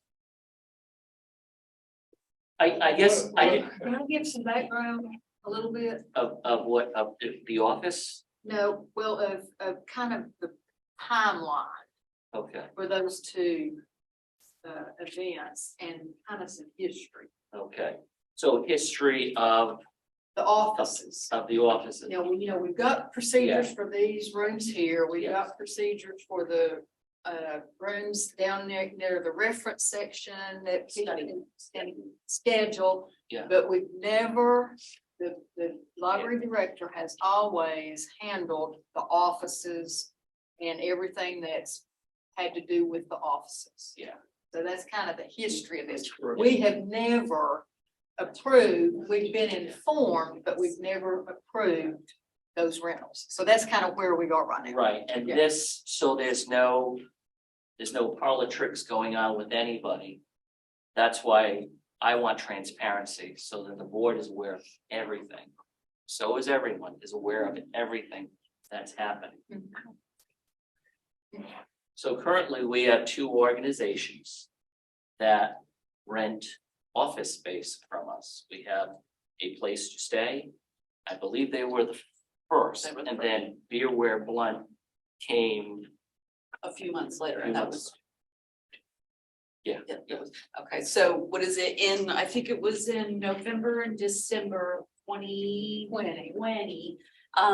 What is it? There was the community initiative that it states in the MOU dating back to 2015 that motivated A Place to Stay to have a space while they got on their feet, and then it would be reevaluated. Shortly thereafter, COVID was already And the library was concerned about the loss of revenues. So the director at that time was thinking of, you guys remember the pavilion, all the ideas that were on the table to see how we could replace that revenue. At that time, the trend within the community, and this was before Sky City Initiative started, well, they might have just been getting off their feet as well. But we were looking, okay, well, we have space. And just like when we had digital signage, there would be an opportunity for some nonprofits that were in line with our mission that we could help support. And what is it? So when A Place to Stay first started, there was no rental discussion because they were just new. We didn't know if they were going to take off, and it was to, as the library always tries to do, extend the scope of the community's, community members. And so that's why there was never rent on the table. As soon as Blount, they were a revenue generator. We wanted to explore co-working spaces within the library. And that's when they came on board. So from day dot, they were paying rent. They then asked to pay for, or they asked for storage space. And then, so you'll see that there are amendments for theirs for everything that covered. So one was a community initiative that we were helping support, and one was a co-working space. And was that ever reported to the board? Absolutely. It was covered in the paper. It was not formally a motion or anything like that, because that A Place to Stay was like a program. It's like when we partner with, pick any other community partner that we work with. The young lady from the Rock and Roll Academy, that is something. So there's initiatives, and that's how the program. But they don't occupy space, do they? In other words, well, other people you partner with don't occupy space. What I'm saying is that was the original rationale. I'm not saying it still is the same. The world has changed. We've all changed, and maybe this is a good thing that's happening. But at that time, that was the motivation. And at several board meetings, it was in the part of the director's report, it was shared with the board exactly what was taking place. November 17th of 2020, and we were on Zoom then, if you remember. That was so hard anyway. And it's all tied into the strategic directions plan. And it was even listed 3.2C, implement an ongoing process for monitoring changing community needs and keeping library programs and services responsive to these needs. So it was all attached to the strategic plan. Specifically, that organizations being here? Yes, and it was in the director's report. And all of this has And I'll been be glad to discussed read with it. the 3 funding bodies. I personally went and discussed this with all 3 of them, and they were all on board with this. So didn't the director actually address us and funding At several meetings, yes, sir. At every stage, especially since unfortunately, after the launch of the program, there was input given that we needed to make sure that everybody was on the same page. So, And I think what hit was part of this communication issue was we were supposed to get a report back like in the spring of 2021. And if you remember, KC resigned on May of 2021. yeah. And then we were looking for an interim director, and then we started the process for searching for a new director. So it was just a time that was. And at I that didn't think stage, about it. as an interim director, my task was to keep things as they were. I tried not to change. The only change I tried to implement was the bringing of technology into the library to reduce the staff workflow level and to ease the pressure on staff. That was it. So you just. I kept extended it everything and- going. I was like, because that wasn't what I was hired to do. I was hired to keep it maintained. So does We the, just need the reports back. right, so does the strategic direction Because that was even put on hold. state, right? That's why, I think that's why there's some confusion, because we haven't addressed that in a long time. Is the intent, or was the intent, to give any particular organization rent free and then charge other organizations rent, and some meeting room spaces fees, some others not. And I think that's where it gets a little fuzzy for staff and for trustees and the public too. Yeah. I can tell you during the interim, I'm not aware of any fluctuation or change from the room rentals. No, I'm saying was the intent on the strategic plan to continue allowing free office space. Well, and see, one of the things that is to be considered is, so the Genealogy and Historical Society have a space, they don't pay rent. They are a value added to the library service. Believe it or not, so is a place to stay. The homeless people were here. Let me just finish this thought. The homeless people were here before. It actually, we saw a large influx when Knoxville made their legislative changes. We saw an influx into our community. So what a place to stay does is it allows the library, the staff, to focus on library services and library duties. And when we have a homeless community member that needs assistance, we have someone who can dedicate time and knows the resources and knows the systems within Blount County to support them, to get them out of this hopefully temporary state. And statistically, most homeless people, if they don't have a mental condition, are temporary homeless for a very high percentage. And we know this from the Niche Academy, that when you guys gave us the opportunity to take the homeless training on how that, yes, yeah, the Ryan Dowd training. So that was our thinking and rationale, and now I'll Just to add on to that, because of the place of stay, it really minimized the amount of time you staff had to. We are allowed to focus on library services because we're not having to act as police. We're not having to act as, go around and look. We are allowed to deal with the patrons that are here for that. And then if a homeless person breaks a policy, just like if I broke a policy, a rule of conduct, then we do get in and we correct it within the policy as it, tells us. How often does that happen? Like Like how often? So I have to admit, during the interim, when did the legislation change? The interim, it felt like it was happening a lot. But you know what, for me, it felt like a lot was happening. Kathleen, Kathleen is our reference manager. Last week, I had 2 interactions. Is that what you asked? How do you know those people are homeless? You don't. I'm having a really hard time hearing. I'm sorry. How do you identify that those 2 interactions were homeless people or not? They are hanging out for a long amount of time. They're sleeping or they're trying to sleep. They're roughshod.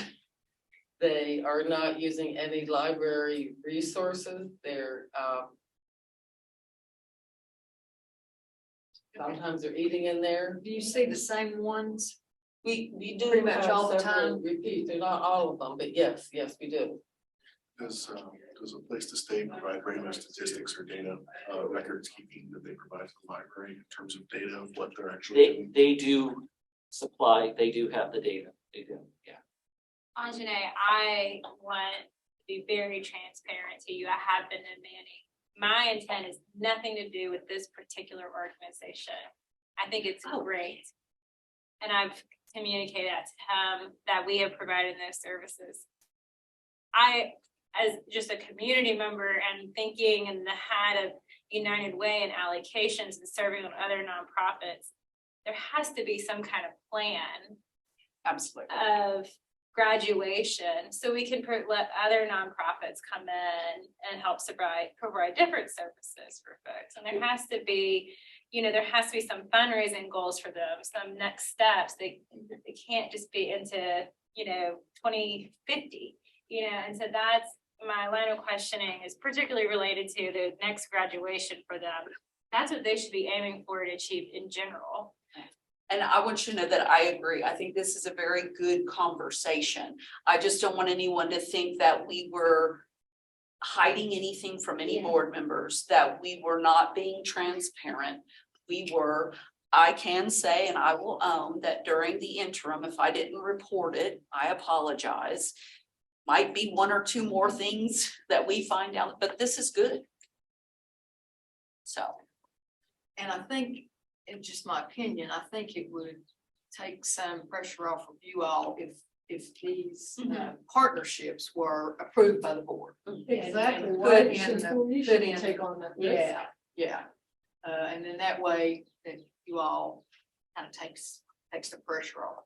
Yeah, and yes, and I think the staff would feel the same. I mean, just in some of my conversations with staff, some clarity around very specifically what is being charged and what's not, and room rentals, and what are we doing for one Who you need to nonprofit. MOU with, and who you don't, and that kind of thing. Yeah. So where do you want to go?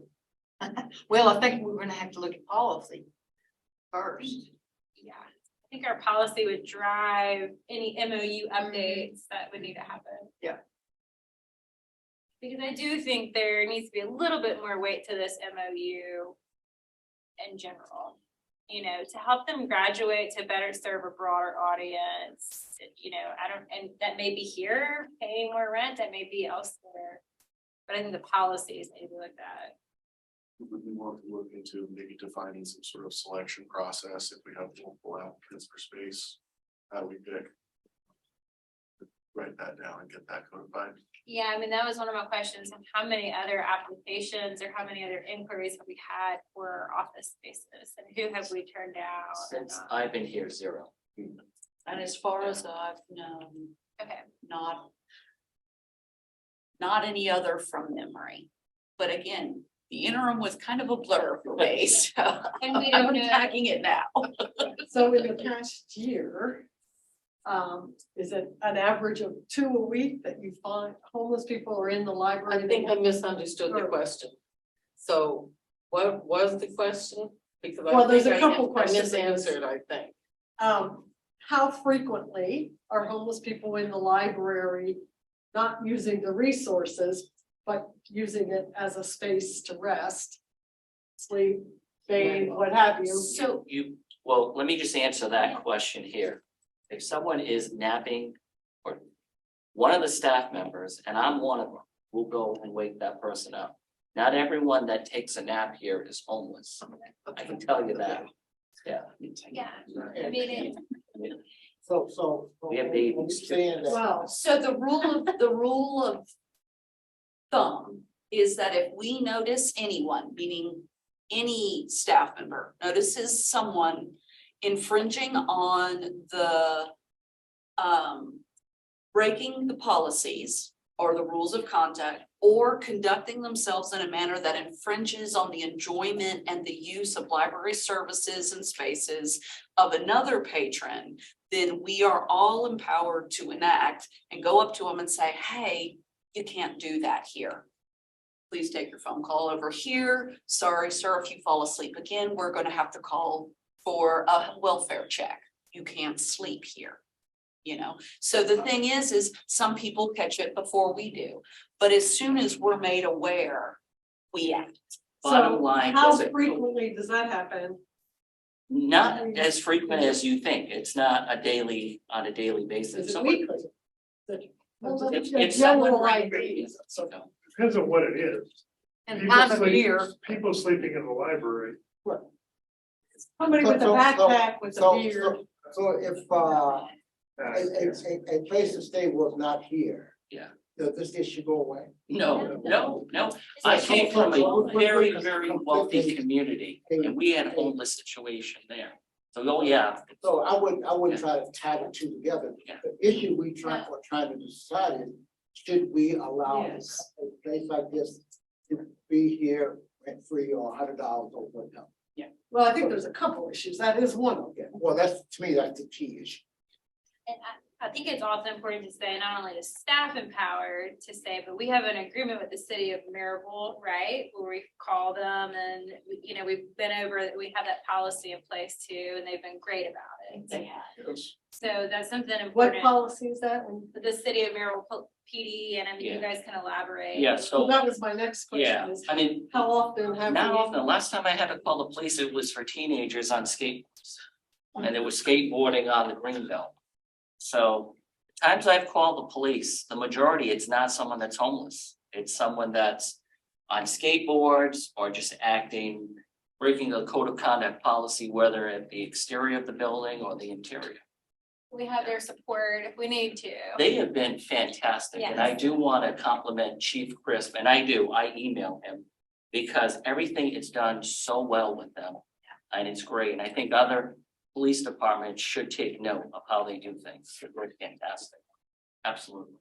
You also monitor the Wi-Fi tables outside too. Yeah, it's right outside my office, so if I see anything going on, I've done that before too. Yeah. Homeless people, I've lived in many cities and many states. They can go to libraries. It's a public building. A place to stay. My issue is, you know, how are being fair to other nonprofits. It's totally separate, as Logan stated. Well, but there's multiple issues with it. That is one, but it's also, is it an issue for the other patrons of the library?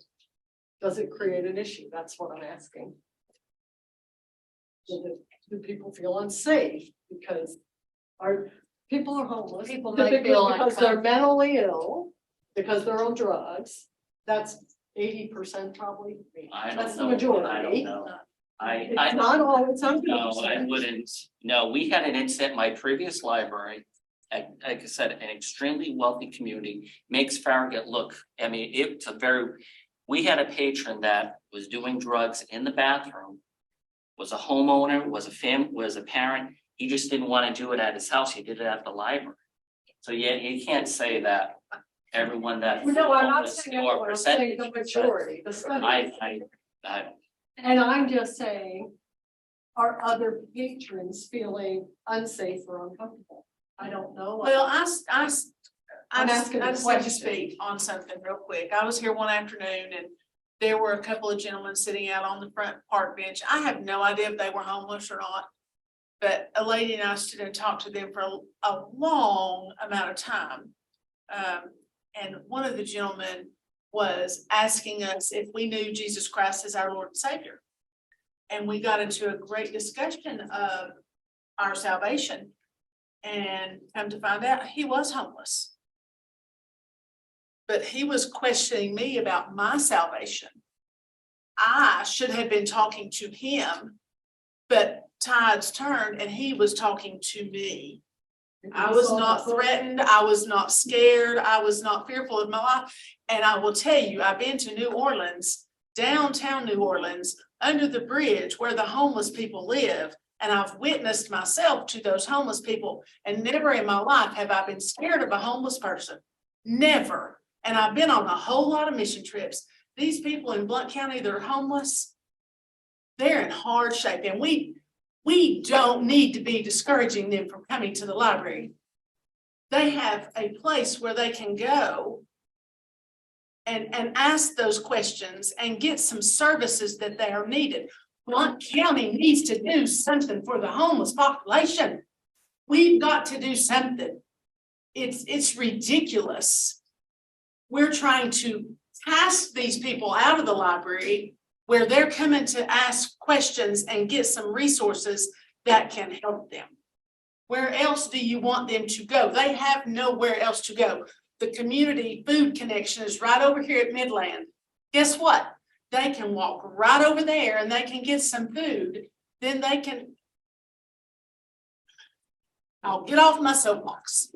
We need to do something besides discouraging them we need to be helping them.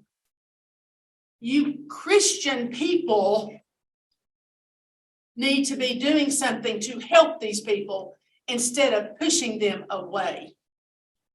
I don't think people disagree, it's where's the right place to help them.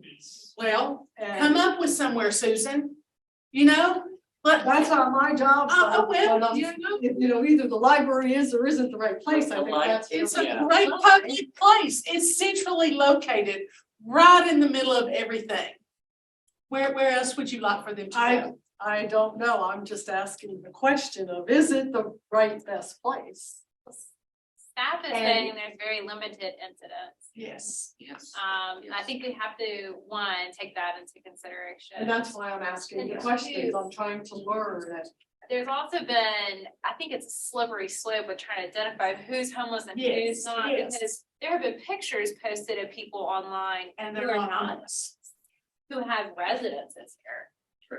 And I mean, you talk about opening yourself up to litigation. Yeah. And our staff, I don't know where we draw the line there. Because how many of you all read a book at night to go to sleep? Yeah. You know, I read and what happens, I get a little drowsy.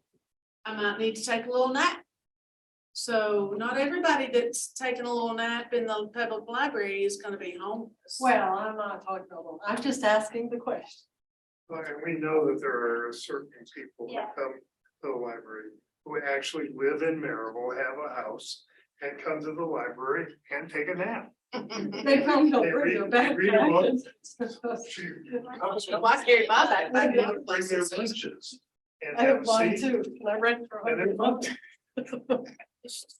Oh. I think we empower staff to continue Absolutely. to be the advocate on making, you know, safety calls. We empower our Yes, patrons to be yes. able to report to staff. I mean, if we want to talk about maybe putting up signage, do you feel uncomfortable, you know, head to the front desk, you know, I think there are ways that we could do, we can't control, we can't discriminate. We can't have a staff member like at a nightclub asking for ID, are you homeless? We're not gonna do that. I'm not, it's not. Well, and you know, you even need to have that signage up for children. Yeah, we should. You know, I mean, let's be honest. If a child feels uncomfortable with somebody that's in the library, they need to feel comfortable enough to go to one of the circulation desks. You know, because what if it's a pedophile? I don't know who's a pedophile and who's not a pedophile. Do I? Hopefully your parents are with them. Hopefully their parents are with them. Can I just share? Yes. Step in, it's our rules of conduct that are within our policy. Cover these areas very well. I think Kathleen has also experienced that our patrons, if they don't like something, they let us know. We do have several ways, so they can approach a staff member, they can write a feedback form, and now we've got QR codes that ask them, how could your experience in the library today been improved? Where did you find, you know, we ask them 3 little questions so that we can get their input, because we want the library to be a safe place for everyone. Because in the training that we got, we also learned that a lot of the people who are experiencing temporary homeless, which is something like 80%, it is a very high percentage. They're actually paying taxes. And so if you're paying taxes, or even if you're not, this is a public space that welcomes all as long as you follow the rules of conduct that have been established. So that's what we do. And I'm not saying don't do that. If people Oh, want I to come in get and it. learn and use library resources, that's great. Yeah. I just wanted to let you know that we have a policy in place. That's all I meant. And I'm just trying to find out if it's ever created any incidences. Of course, it's going to. And how frequently. It's a good question. I've had to call police at other libraries I've been director at for various issues. It just happens. I was speaking to several members of Memphis Public Library, And what they go through, this is like Candyland. compared to Well, what's then we don't want to be big like city. Memphis. That's why we're having the conversation. I think the point is, even if a place to stay is here or not, the homeless people are going to be here. Of course, A place to yeah. stay sounds like a resource. But we need a memorandum of understanding, we need to look at the level of where they are and how much they can pay, if they're gonna continue staying here, look at other nonprofits that might be interested in. So where do you want to go with this? Well, I think, first of all, we've got to have a policy. Yeah. Yes. And a good memorandum of understanding, and if there's someone, Manny, if a board member wants to help with that, writing that between now and next month, please let Manny Sure. know. I'm sure we can find other copies and maybe better, whatever, so. Policy for sure. What else do we need besides a policy and a memorandum of understanding at this point? I think those are the two important things, that we do set up a Board of policy and get that memorandum of understanding. I would recommend, A fee schedule. yes, Yeah. and Yeah. maybe With prices. yeah, with prices and maybe a percentage. And my recommendation, was maybe United Way can help us with this. And I'm thinking particularly like when they allocate money to a nonprofit, we follow a certain guideline of they've got to have ways to graduate off the government, the money Yeah. giving, you know. Yeah. So how do you do that? If you're a nonprofit and you know, have,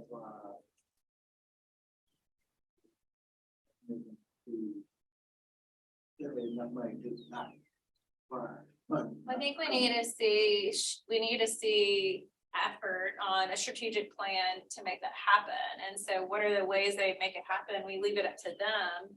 It could be many different ways. It could be an annual fundraising campaign. It could be one event. It could be writing grants. It could be a multitude of different things that I think you would let them. But yeah, that's their Will there be responsibility. an opportunity just to simplify all that and just force or otherwise write in a policy that all of these have to be 5-year temporary, like. It you could can't be here something longer like than that, 5 years. They have 5 years to get their act together. We don't need to worry about what they're doing then. They have 5 years, they know it, we're done. Like, I'm Unless not, it's I'm just providing a crazy. service. But. Unless they're providing a service that is benefiting the staff. Yeah. You know, the homeless are not gonna go away. So, I mean, I find it difficult to tie a financial piece to it. I understand what you're saying. Maybe they should have a 5-10 year plan. Yeah. But that 5-10 year plan may or may not be to move out of the library. Yeah. It may, you know, and so the question is, if we see their plan, and does that plan coexist with our objective? And then we can make decisions whether to include them or exclude. Yeah. Well, and if we have 10 charities come and say, I want to occupy space for 100 a month. Do we have space for 10 We have no more charities? space, so it can't happen. We're Well, actually okay, the so city. That's what we're trying, in the spirit of fairness to the many great nonprofits in our community, several that deal with homelessness, we've got to be fair. So, you know, some that deal with senior citizens, some that deal with, you know, in a multitude of things, we've got to be fair to all of them. We can't just do this for. We currently weren't, and I brought this up to Manny months ago. It wasn't fair that they were getting charged no room rental fees compared to other nonprofits who are struggling just as much as we're But paying. have we been approached the nonprofits to?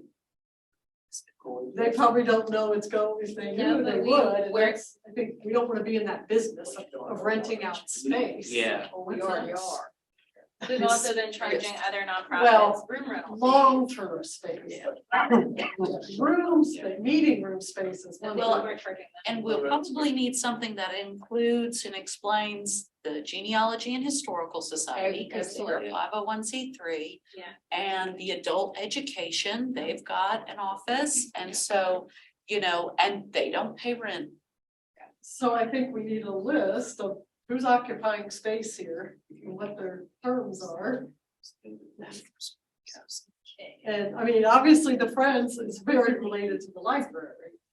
Or some of the other groups. Well, and can we accommodate more nonprofits downstairs if that's really where we want to go with the mission of creating collaborative space for the community?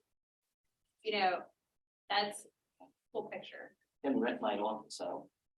I'm going out summer, I'll just join that. Rent my office out. Wait, she does have a cabinet in her Yes. office. We can just put a chair in there. But, you know, if we're saying our mission is to provide these services to the community, we've got to know what we have, what our terms are. Are there other spaces we could be utilizing? We cannot use the downstairs for any more people. I mean, we just don't have the physical capabilities of exiting building. We have. So are we taking an undue risk letting people occupy the building for fire and they can't get out? Like, I just don't think we're in the rental business, so we need to be careful of. Well, I do think, and going back to what Lauren said, and a few of you, let's just start this whole process of working on this MOU, fee schedule, at least get that. Well, the started policy, I first. think, first. Well, yeah, that's what I'm talking about, yeah. Okay, so you want to just table this for tonight? Oh, yeah, yeah. We'll bring it up again next meeting. Gonna work on Yes, yeah. And talk some more. I Yeah, who mean, wants to help me with the policy? yeah, in the I'll meantime, volunteer to help Yeah. you out. anybody who wants to come by and talk to Maddie. Because I'm even thinking like insurance, like I'm thinking, Yeah. yeah. Wanna work on it? You raised it. Come on, Rick. Yeah, come to my, I'll come to my office. But you have to reach out to me. 'Cause I'll say it. Okay, I'll text you. Okay. Thank you for actually voicing your opinions and not being quiet about it. I think it's important. Is there anything else on the agenda? I think we've covered pretty much everything there. Was there anything, someone, no, anything that I missed? Were we discussing the? Okay.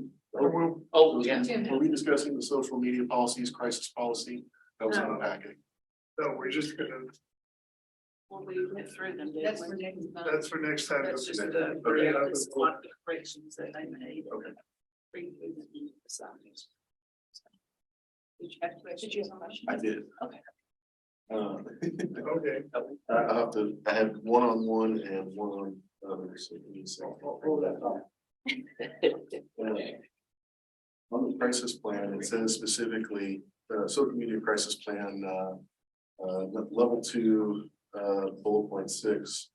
Executive administrative assistants will have deleted items printed off and be kept for 1 year. Board can come view them at any time. After 1 year, the prints will be recycled. Is there any reason why we need to print these instead of having a digital archive screenshot that we can keep in perpetuity? Okay, so what made us change that is because we had an incident. And to present it to the board, it was printed out. And there was a stack that was at least a ream and a half of paper to just cover all of the activity. And so to keep that in a file, you know, because then you've got to break that file up and then try to, and so what we noticed is once we printed it out, no one cared. So first off, our practice is we don't delete anything unless it is offensive, and 9 times out of 10, Facebook and Instagram do it for us. If someone uses inappropriate language, we don't have to touch it. So usually the platforms, filters, and their policies take care of it. We don't have to do anything.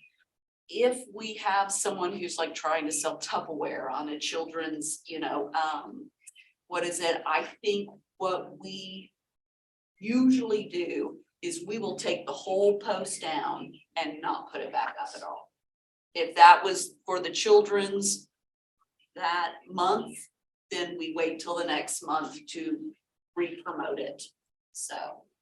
Okay, other question I had was the 1 year limit, is that has that been vetted to make sure that we're in keeping with like FOIA, any sort of record keeping requirements? legally? This was shared with the Blount County attorney, Okay. and he advised us on what to keep and what not to. Okay, great. That's yeah. correct, yeah. All right, other question was internal social media policy. There was an error on bullet point 1. It's just a small typo. BCPL, the library's values and professional standards. You need to strike one or the other, BCPL or the libraries. That's a typo. Bullet point. Thank you, yeah. Bullet point 2, do not post any information or conduct activity that discriminates and or harasses in any way based on race, color, religion, age, sex, national origin, disability status, genetics, protected veteran status, sexual orientation, gender identity, expression, or any other characteristic protected by federal, state, or local laws. That is replacing may violate applicable local, state, or federal laws or regulations. I guess the question I have on this seems to be indicating that the private accounts of public employees fall under this guidance?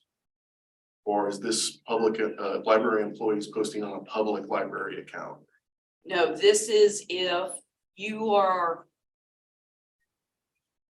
Hold on. I'm just worried about the First Amendment kind of question there. Yeah, this was. Okay. These activities. So for instance. This is supposed to capture, and again, this was reviewed by the county lawyer. Sure. So that if someone posts something that is hate speech. It is not, and some, I guess in some ways identified as a library patron. You remember the case with the Blount Memorial employee and her boyfriend posted something on her social media. Her private social media. Her account, private like her social personal media, one? and Okay. and there were employer regulation or repercussions for that. I'm just a little concerned about that because I don't know that it seems odd that we would have regulations for somebody's private account. Well, so I know here's it's the sort of thing, related to- this, almost every business Okay. has something that if you go and you show your backside. Okay. Where it can negatively impact the perception of the organization, there will be repercussions. Yeah. And that's what that's covering. Okay. And we don't go out and police it. If a community member came and said, well, you know, Ann Shanae posted. Okay. And it was bringing a lot of heat, then there would be a repercussion. And that's kind of what that is for, but we don't go out and preview or, you know. Okay, I know. Public does. Okay. I just wanted to clarify that because No, that's the rules were important. different for me when I worked for the federal government, so. As someone said Very earlier, different. librarians are all about freedom to read, freedom to discuss, you know, so it's discriminate or harass. Those are the key words and all. In some municipalities, you have to sign off on that. Yeah. Like I had to before. So we don't do that, like you said. Yeah. Harass or just do something really stupid. All right, thanks for the clarification. You need to come prepared to talk about our committee meetings next month. Oh, my committee's not meeting till May the 1st, so will that be next month? 2 months. Okay. Okay, any other questions or anything? I want to thank you all for voicing your opinions on everything. This is a far cry from what this board used to be, which was almost silent. So I really appreciate you all. It was great. Thank you. Okay, do I have a motion for adjournment? So moved. Do I have a second? Second. Always. Anybody opposed to adjourning? Carries. Thank you.